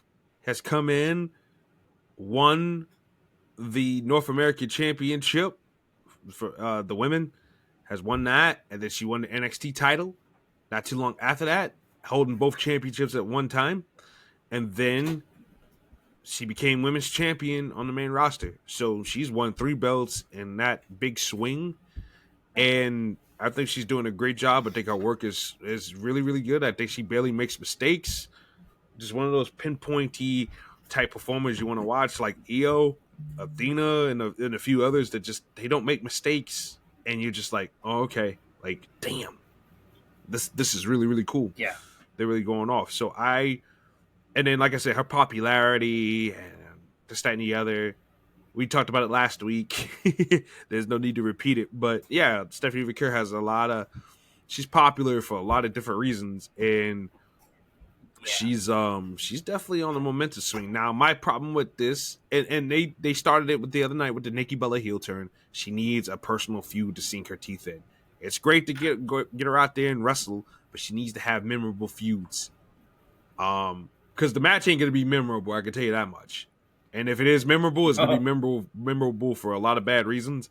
So hopefully Stephanie is gonna have to really guide Nikki Bella through this thing because yeah. I think Because I hope y'all didn't think we were meaning it was going to be terrible on Stephanie Vacure's part, because that ain't what we're no, of saying. course not. Nikki Bella is rusty and just not her performances haven't been great since being back. I mean, Nikki wasn't a great wrestler to begin with. I mean, she improved over the No. years, but she wasn't exactly known and loved for her in-ring work. She's known for having that bangalicious body, and the women love her. The women look up to her and She idolize just her. gave that diva look, and that was about that was her thing back then. And Like, I mean, other than that, she's not really known for her great ring ability. So, I mean, Stephanie Vaquer is gonna have to have the test boots there, but this could be something that could put Stephanie Vaquer's title reign on the map because she needs that feud, that drama. We need drama with her. That's what's missing. There's no drama. She just comes in, she wins the championship, no problem. But now what? People always say that all the time. A person wins the championship, then what? What kind of obstacles yeah, are they gonna face? What kind of people are they gonna face? What kind of drama? What kind of personal uh dire situations are going to put themselves in, or their opponent's going to put them in order to try to take that championship away from them? That has to happen. yeah, And while we know the match probably won't be the best, but if she has a good program for that belt, it's definitely going to be something to add to her cap. But yeah, Stephanie Vaquer at number 5. I don't disagree with that at all. Got anything else you want to add to that? No, Stephanie is very impressive. Had a very impressive year. Um, I remember when she did her New Japan stuff like that was entertaining and impressive, and getting to see her where she is now, like I'm very happy. And Stephanie, I do look forward to see what else she does within the next year. Yeah, no, definitely, definitely. Hopefully, more feuds, more feuds. We know she can wrestle. We just need more compelling feuds, especially if she's going to be the women's champion for the foreseeable future. She needs great feuds, not just great matches. Because you gotta want the thing about great matches is right. We're at the conclusion that we're gonna have a solid, good to great wrestling match. What are you going to do that make the television compelling to get to the good, the solid, the great match? You get Yeah, what I'm saying? that's That's what we need. That's yeah, what we that's need from her true. from the next couple of like months or whatever. And for whoever she faces in this, that, and the other. I would give her Natty next, personally. I would give her Natty next after Nikki Bella. Because Wouldn't be Natty bad. and Stephanie Vicur could tear it up. But I think you can tell a story there. I think you can tell a story. You can tell something nice there. But number 4, Tiffany Stratton. Tiffany Stratton had an undefeated streak up until she lost the championship and up until she lost the crown jewel match and then lost the championship to Jay Cargill. So she started off the year hot and undefeated, and she's ended the year off with a losing bang. So, but other than that, Tiffany Stratton she's popular and she's been champion for the majority of the year. She's missed Money in the Bank last year around the evaluation period, and yeah, I can't disagree with this at all. Tiffany Stratton has been, like I said, as far as especially for kayfabe, when you take that into consideration, her undefeated streak, she was undefeated all year in Yeah, singles competition and this, that, and the other. So you take that into consideration. It's like bang. I mean, that's a bang on good reason for her to be in this spot. So, and she's been champion for most of the year as well. So, and a lot of lackluster feuds and a lot of repeats with Jade and Naya. But yeah, she she definitely had a good year as far as like her own personal strides, as far as like remaining undefeated, this, that, and the other, and surviving this yes. champion. You got anything to add to that? I know you're a fan of Tiffany too. Yeah, yeah, I'm all about Tiffy time. I know some people may not be. I don't care. I'm all about Tiffy time. It's Tiffy time anytime for me. Um, yeah, everything started off really good. Then it did start getting overwhelming and stale. Well, I'm not the biggest Charlotte fan. I think that Mania match definitely put some big sets on her resume and her Mm-hmm. record. Um, I think, but the problem is there really goes back to that same booking issue. WWE, you don't have people for to face, and then you don't have anything really going story wise either, and it kind of became a same feud all over the place. But yeah, I still love Tiffy Town though. I'm glad she's on this list. Yeah. Um. Then at number 3, you have Saya. Yeah. Um, Saya at number 3, I loved seeing that because I'm glad that Saya's actually getting credit that Saya deserves because she has had an incredible year from winning the title, being this being Stardom's like main character, their main Mm-hmm. focus, to making her this unstoppable superstar. I've been a fan of Saya's for years. I've just been waiting for that perfect opportunity to click and make her a champion, make her the face of that company.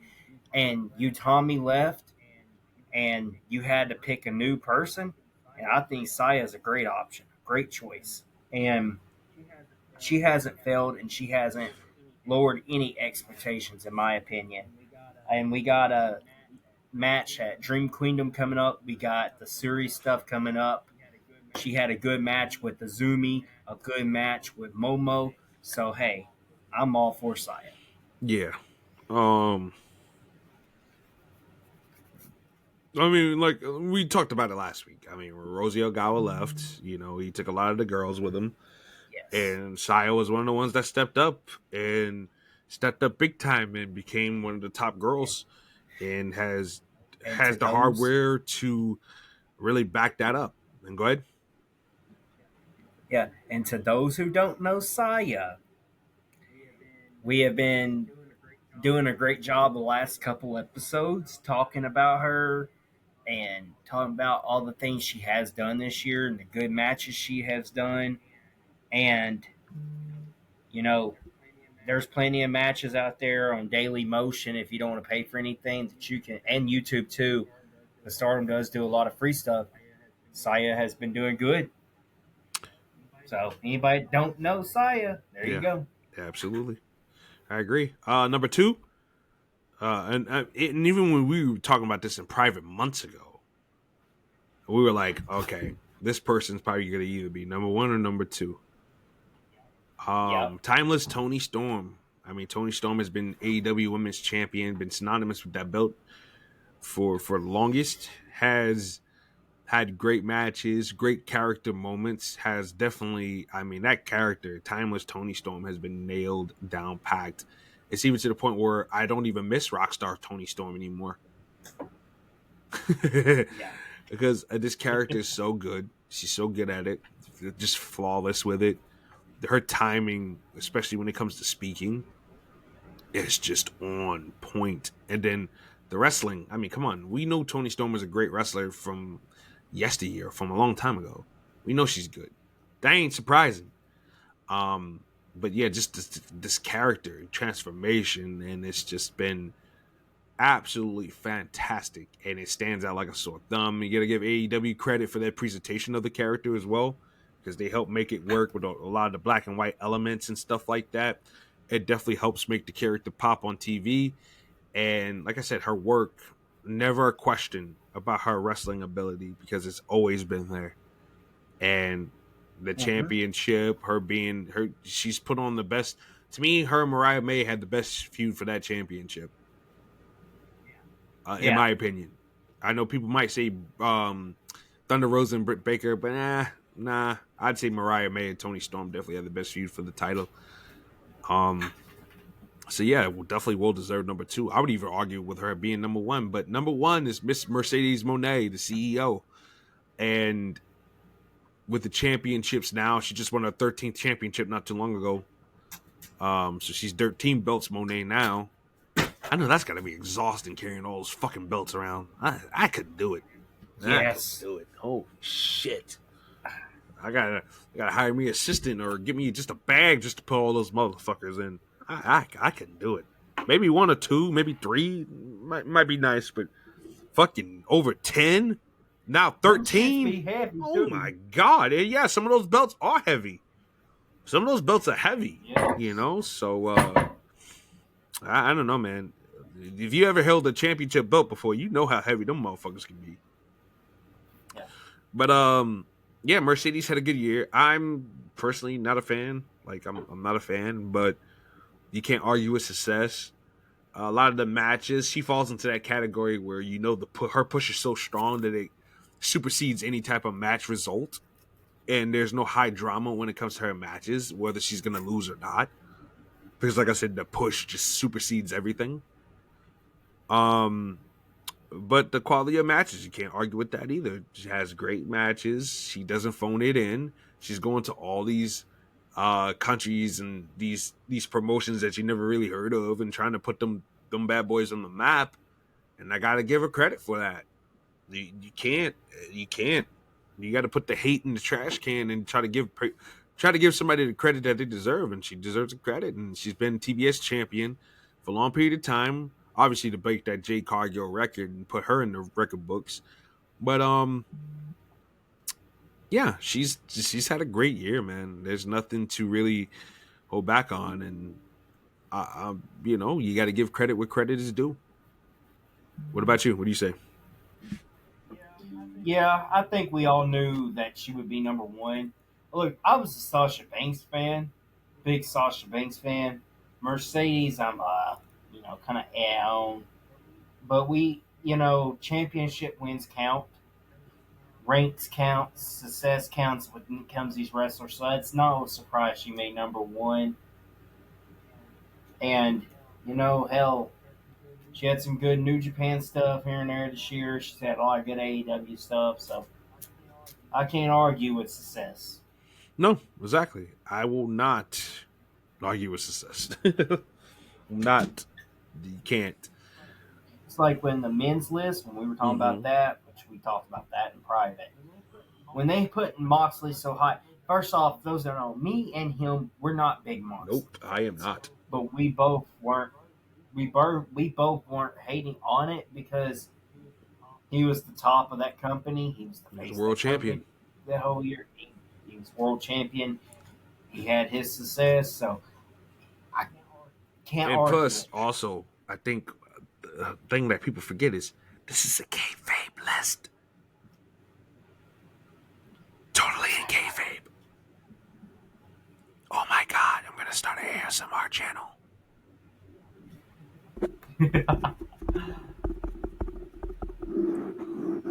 Feel the tingles. Feel the tangles. What the fuck is going Okay. on? Anyways, enough of that.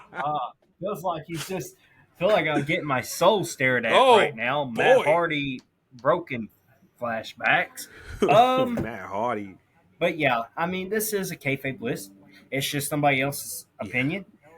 Hell, it might. It's probably this whole damn list is probably going to be completely different than what me and him can make at the end of the of year course. Do you mind? and put on this damn Do you channel. mind if we go through certain other notable names in certain spots? Just talk about them a little Go bit. right ahead. A name that Willow Nightingale at 27.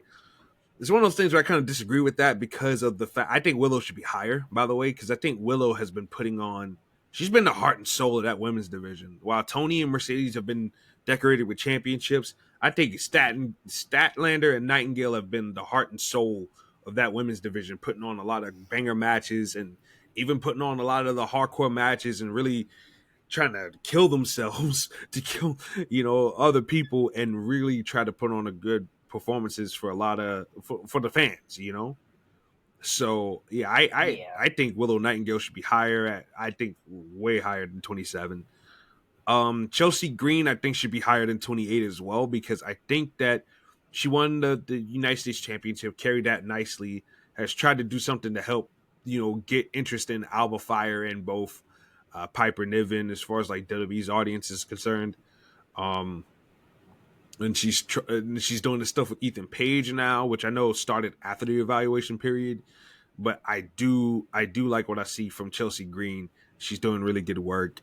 Um, Zumi was at number 31, which I know she's a top girl. Yeah. Kind of really head scratcher there. Alex Windsor, I'm surprised she's so high at 32. To be honest with you, I know she's been doing stuff with AEW, but the fact that she's higher than Megan Bain and Riho, the other Riho, the one from Progress, who's had a killer year as Progress Women's Champion, and Kenzie Page, who um has had mixed results, but she's been a nice champion for NWA over the last past year.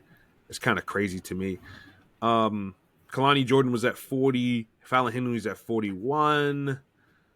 Tekla's at 46. Lola Vice is at 48, so that's impressive for Lola Vice. Persephone was at 51, which Persephone is one of the that lady. Oh man, that's one sexy lady. I'm not gonna hold you up, y'all. She is just yeah. But that aside, she's a great competitor too. Great facials. Um, Definitely knows how to work the crowd. Has charisma. I think Persephone should be higher than 51. Jamie Hayter is at 54. Jay Cargill is at 53. Natalia Markova, who's one of the top girls in NWA, is at 60. Jada Parker's at 63. Janai Kai, who is basically carrying MLW's featherweight division on her back, is at 64. Marina Shafir is at number 68. Wow. Over Bailey, Giselle Shaw, Mayu Yamashita, and Lash Legend. That is crazy to me because Marina Shafir doesn't even wrestle on TV. So how is she at number 68? I mean, she wrestles here and there. I mean, she's doing more stuff now, but like from the evaluation period, she was just following Moxley around. I guess you want to count the indies that she did in Defy, I guess, but I disagree with that especially over Tiffany Neves, who's been doing a lot of stuff for NWA and OVW. Bailey, Giselle Shaw. I mean, I know she's getting a push due to nepotism, but I mean, still, the Mayu Yamashita, who is one of the best like Japanese girls out there too.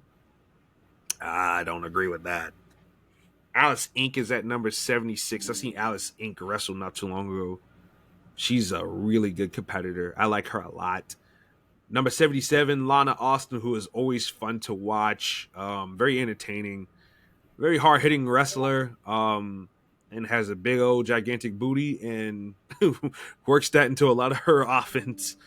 Bozilla's at number 78, which Bozilla's going to be higher than that next year, man. She stardom. Come on, y'all. We got to get something going around this girl. Yeah. Bozilla's a monster. Yeah. She is. Stardom's getting it. It's just. It's gonna take some time. It's gonna take time. A lot of stuff is just now happening, and it just happened too late within that criteria link. Yeah, definitely. And I think I don't think Bozilla really had that many like trademark matches besides maybe the run that I always talk about, the run that she had with Tank where they won the that tournament for Marigold, and then they had that match against each other, which that should have been a bigger deal. I would say that. I think Rosie Ogawa dropped the ball on that. I think that should have been a bigger deal. But that's just me personally. Maya World, which you and I, we praised her in the past in private, is at 84. She's a very pretty lady. Good Lord. Yeah, she's a very pretty lady. And that good Lord is for, that thing that's attached to a hip. Oh man! If you know, you know. Oh my God! Number 91 is Indy Hartwell, and she's above Tessa Blanchard. Now I know the hate for Tessa is strong, but there's no way in the hell I'm putting Indy Hartwell over Tessa Blanchard. Like, take all the nasty stuff that Tessa Blanchard did out of the equation. There's no way in the world I'm putting Tessa Blanchard over Indy Hartwell. I'm not. Underneath good conscience and good faith, there's no way. Not sorry for saying that. Deonna Purrazzo is at number 99. That is crazy because maybe 2 years ago, Deonna Purrazzo would have been way higher than that. Izzy Dame is at 109, so that's pretty cool for Izzy Dame. I like Izzy Dame. I like her work. I think she's very she wrestles her size, very tough. Throws a big boot like a motherfucker. Throws a forearm like a motherfucker. I mean, Izzy Dame is very, very physical. And that's good because that matches her size. She's got a size advantage height-wise over a lot of girls. So she should be beating their ass. So I like that. Now, Zeta Steele is at 117. Mila Moore, who just signed to TNA, is at 123. Mila Moore is pretty impressive, like physically and everything like that. Zarya is at 128.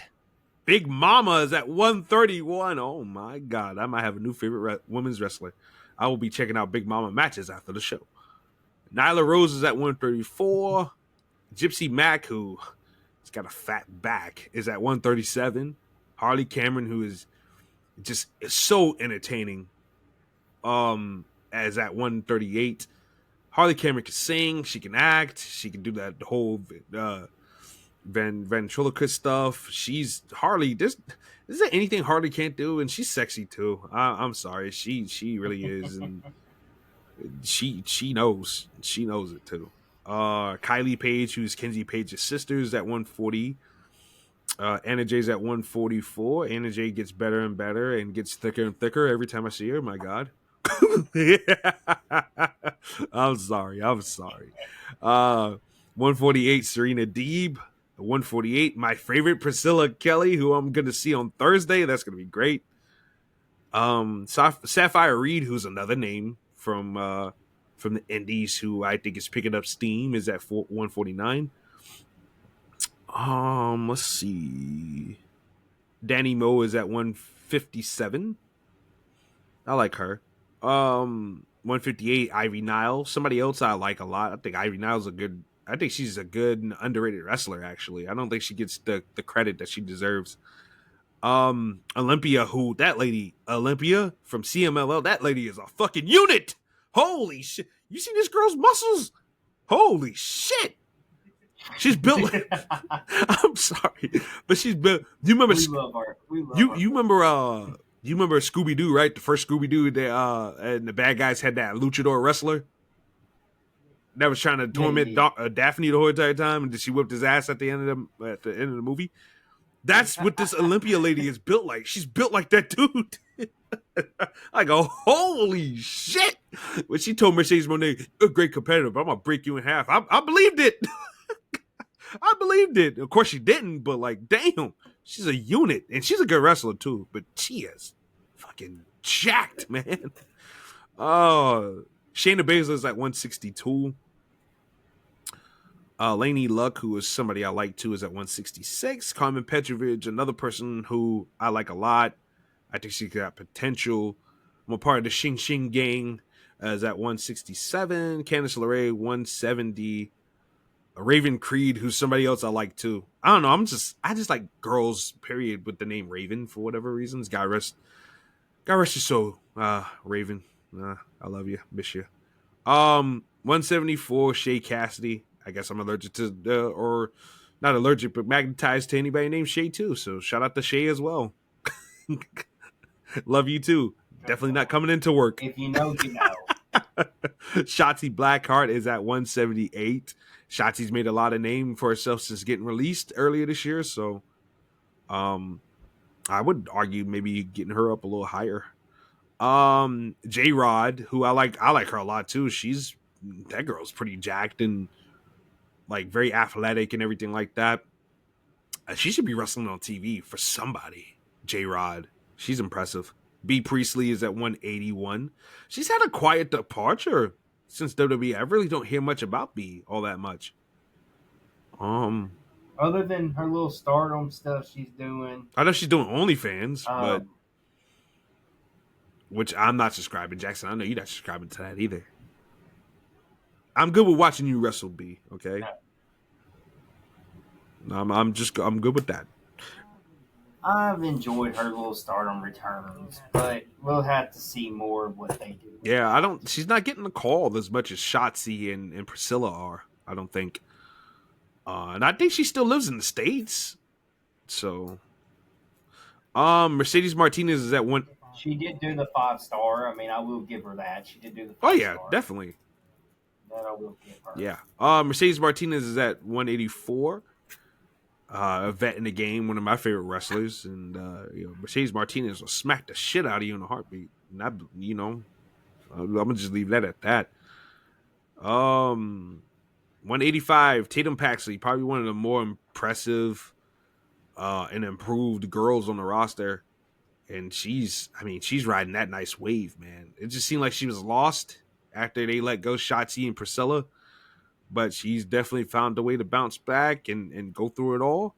And now she is women's champion. So shout out to her. Myla Grace, who also, if I'm not mistaken, has a TNA deal. She's at 186. Hollywood Haley J, who I got to see wrestle in May for JCW. I love her a lot. I think she's cool. I think she's got a nice gimmick. I think it stands out. Haley J, I think she'd be wrestling on TV soon. So she's at 187. Ren Sinclair, 191. She doesn't really wrestle all that much, but she is very entertaining though. She's like Chelsea in a sense where she's very entertaining and that kind of takes over anything she does in the ring necessarily, but she's not bad when she wrestles either. So who else? I'm trying to slide. Aja Kong at 196. Holy shit, that's crazy. Aja Kong is a legend, man. If y'all know who that is, y'all got problems.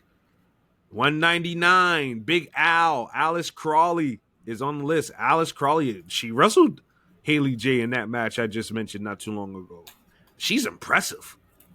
She's tall, and she's a scrapper. I like Alice Crawley a lot. Brooke Havoc at 203. She's a bigger girl too, like kind of jacked a little bit, but not as not Bozilla Tank levels, but she's cut up and ripped up.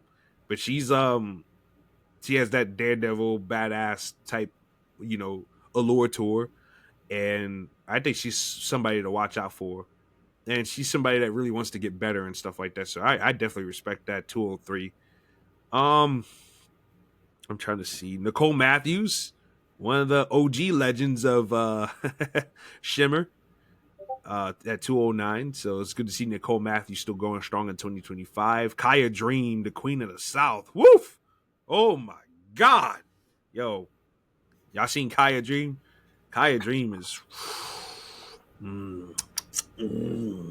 yeah. But that aside, Kaya Dream could get it done, and she should be wrestling on TV shortly, in my opinion. Amale the French Hope. I said Amale the French Hope. Just to piss people off. But Amel, that's how you really say her name.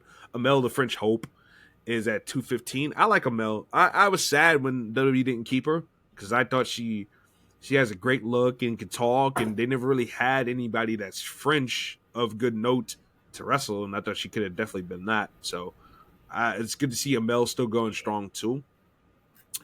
Alex Gracie is on this list too, at number 219. Isn't that one of the girls that you liked back during the pandemic? Was it you or was it Axel? It might have been Axel. Might have been Axel, because I don't remember. Which, of course, my memory sucks anyway, especially 5 years ago. Yeah, but above her is at 218 is Kendall Gray, who is just the grappling queen, man. Kendall Gray is awesome, man. If y'all ain't seen a Kendall Gray match, it may not be 5-star depending on who she's in the ring with, but Kendall Gray, for her part, is fantastic. I like Kendall Gray a lot. Her wrestling style is different. Her stance is different than a lot of the other girls. It's not the same old regular bullshit. So I can't wait to see what happens with Kendall Gray, man, as we see more and more of her. At 222 is Evilise, man. Holy hell, that's crazy. But she's still going strong too. Yeah. One of a good female women's wrestler. Probably one of my favorites back 10 years ago. Just never really found that sticking point to the point where she could be on TV at a consistent clip to get money. Let's see. Viva Van is on this list. Harley Hudson, who is one of the newer women to TNA. She reminds me of my friend Casey from work.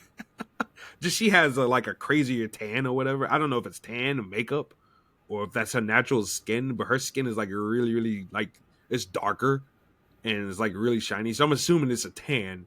But yeah, she reminds me of my friend Casey from work so bad. It's crazy. But yeah, she's fun to watch. Mara Sade, the former Jakara Jackson at 236. She's been working and trying to get better since getting, released from NXT earlier this year. So I give her all the respect in the world for that. Taya Valkyrie's at 238.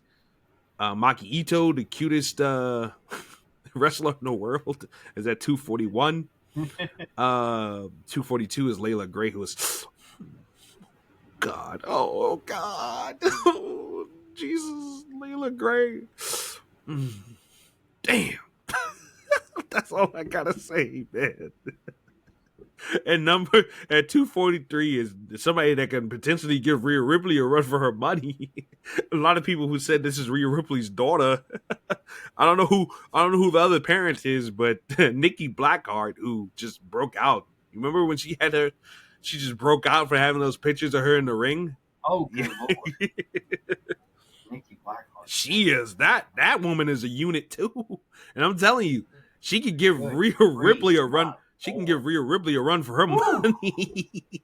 But see, that's what I'm saying now. We got girls who are either full-figured women or some women with some muscle that can give Rhea Ripley some problems now. And I think Triple H needs to bring them in, especially if Rhea Ripley, he's going to be assisting on Rhea Ripley having challengers for titles that he feels like people can get behind and can actually believe in.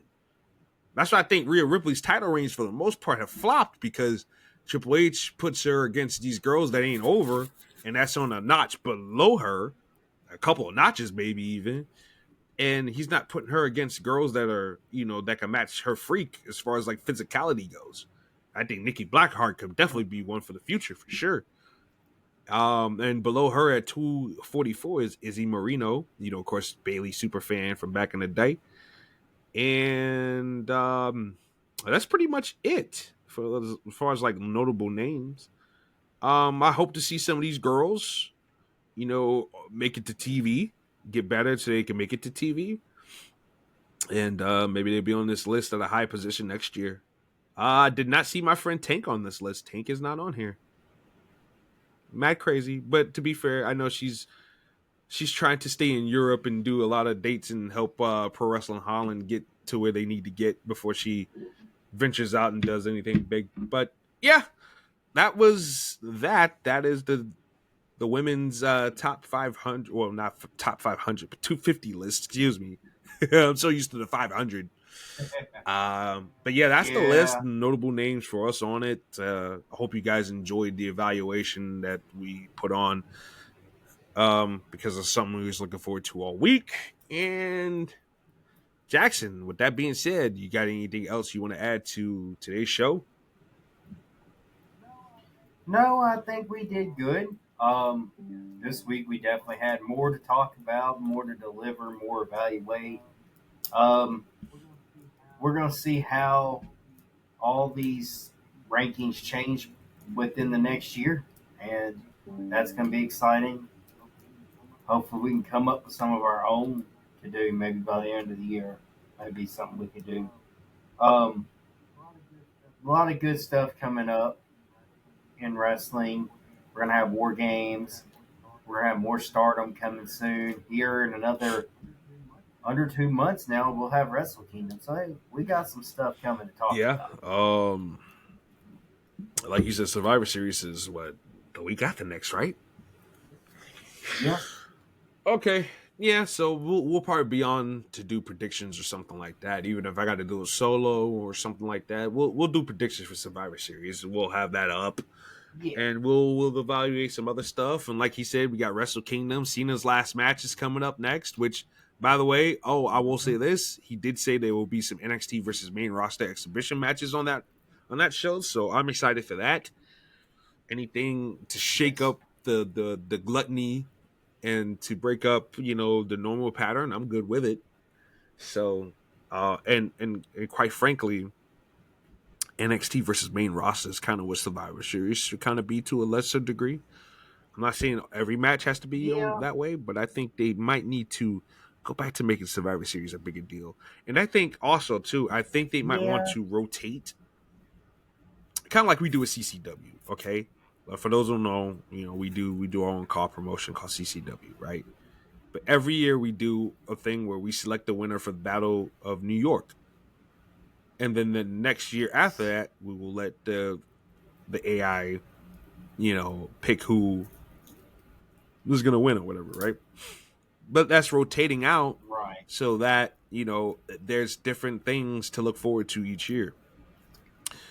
I just think that WWE might want to take a page out of that book and just do normal Survivor Series matches one year, have that be a stake, or do NXT versus main roster one year, and then do the War Games the next year, because you're going to burn War Games out and you're just doing War Games just to do War Games. Because, it's time to do it. Yes. And it doesn't feel natural. And it just feels like a mix of a bunch of different shit that's going on.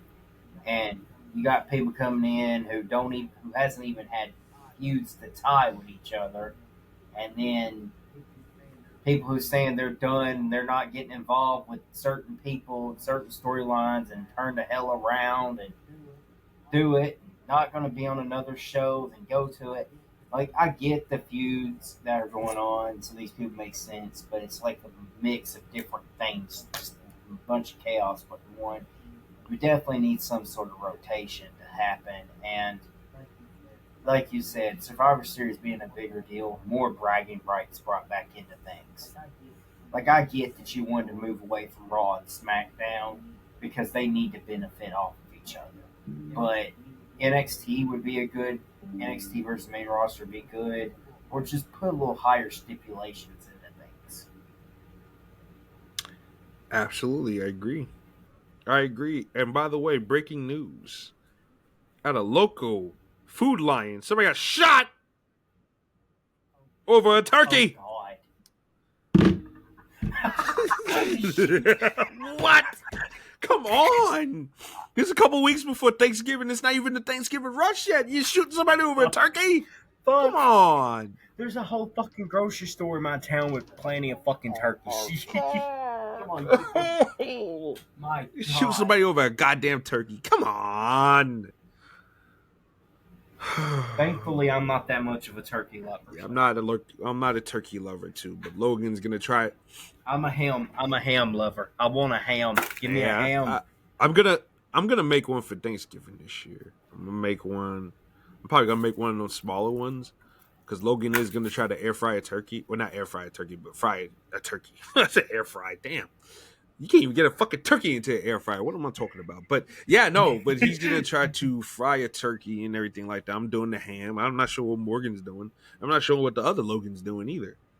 And I'm not sure if Ariel's going to be there or not. But yeah, it should be fun. We have our own Thanksgiving with our own makeshift family. So that's going to be fun. Can't wait. And I can't wait for MLW going to the show this week. So I will have a report on that show next Saturday. I will tell everybody what I thought. I'm going to be taking some notes on my phone, and I'll be letting everybody know what I thought about the show and this, that, and the other. And look, man, I love supporting wrestling, and MLW has been, one of those promotions where I loved it, and then I couldn't watch it anymore, and now I'm back watching it again, and I just want to see how far they can go with this, and I just want to see what they do this Thursday because it's going to be fun. I mean, Isla Dawn and Scarlett. Oh, my God. Jesus Christ. And then Priscilla Kelly versus Shotzi. Oh, my God. I know Court Bauer. He saw my name on the ticket. He was like, let's book that match for RJ because we know he's going to want to watch that. You damn right, Court Bauer. They're going to be pulling RJ. They're going to be pulling RJ out of the fucking place. God. Well, I ain't gonna do nothing stupid now. I'm not gonna reach out. No, they're gonna be pulling you. He's gonna be passed out. The EMTs are gonna be there, bro. Like, I thought you meant I was gonna try to hop over the barricade and touch one of the girls. No, I ain't gonna do all that. But good Lord. Well, yeah, no, of course not. No, hell no. That's one thing about me. I don't act markish around wrestlers, and that's why when I've met wrestlers in the past. Like it's always been cool. I go up to wrestlers, I'd be like, hey, how you doing? Good performance out there tonight, or I enjoyed it, or I'm looking forward to your performance tonight. And that's it. And they'd be like, hey, go, that's fine, that's cool. You here, blah, blah, blah, who you here to see? And, you continue the conversation. Now that, Priscilla, Priscilla, I love you. She could be looking at me like I'm stupid. And rightfully so. I wouldn't blame her at all, to be honest with you. No. So, yeah. Like, just that. Just like my brother taught me a long time ago. Like, just be cool. Meet wrestlers, just be cool. Just be cool. And talk to them, like, make them feel eased up by, talking to them regularly. That's why I think I only did one autograph meet and greet that one time with NXT guys. And I got the Wyatt family's autograph that one time. Harper, Rowan, and Bray. And I just walked up to him. I was like, hey, how you guys doing? I enjoyed you guys' performances tonight. And Harper and Rowan, I think they defended the NXT tag team titles at that point. And it was a great match. Harper, of course, stole the show with just his athleticism and his moves as a big man. God rest his soul. Um, and yeah, I just had a normal conversation with the dudes, and you could tell they kind of appreciated that, and we left it at that. So yeah, it was a very good experience for everybody, I thought. Yeah. But yeah, I'm definitely looking forward to the show on Thursday. Me and Matt are going, and yeah, can't wait. Just can't wait. And see a lot of the luchadors as well. Templario. It's just gonna be fun. A lot of CMLO guys are gonna be on the show, and Don Gato, and yeah, it's a lot of that's gonna be going on. And I can't wait. Can't wait. But anyways, that is gonna be it for episode 4 of the Dragon Chronicles. We hope you guys enjoyed the episode, because we enjoyed making it for you guys. We enjoyed doing this. This is something that's really, really fun for Jackson and I both. So yeah, we just hope you guys enjoyed the ride we're taking you guys on. But all that being said, on behalf of Takea, the Tokyo Prince, this is RJ, the Brooklyn Savage, and we bid you guys a very farewell until next week, and we will catch you guys then. Peace out.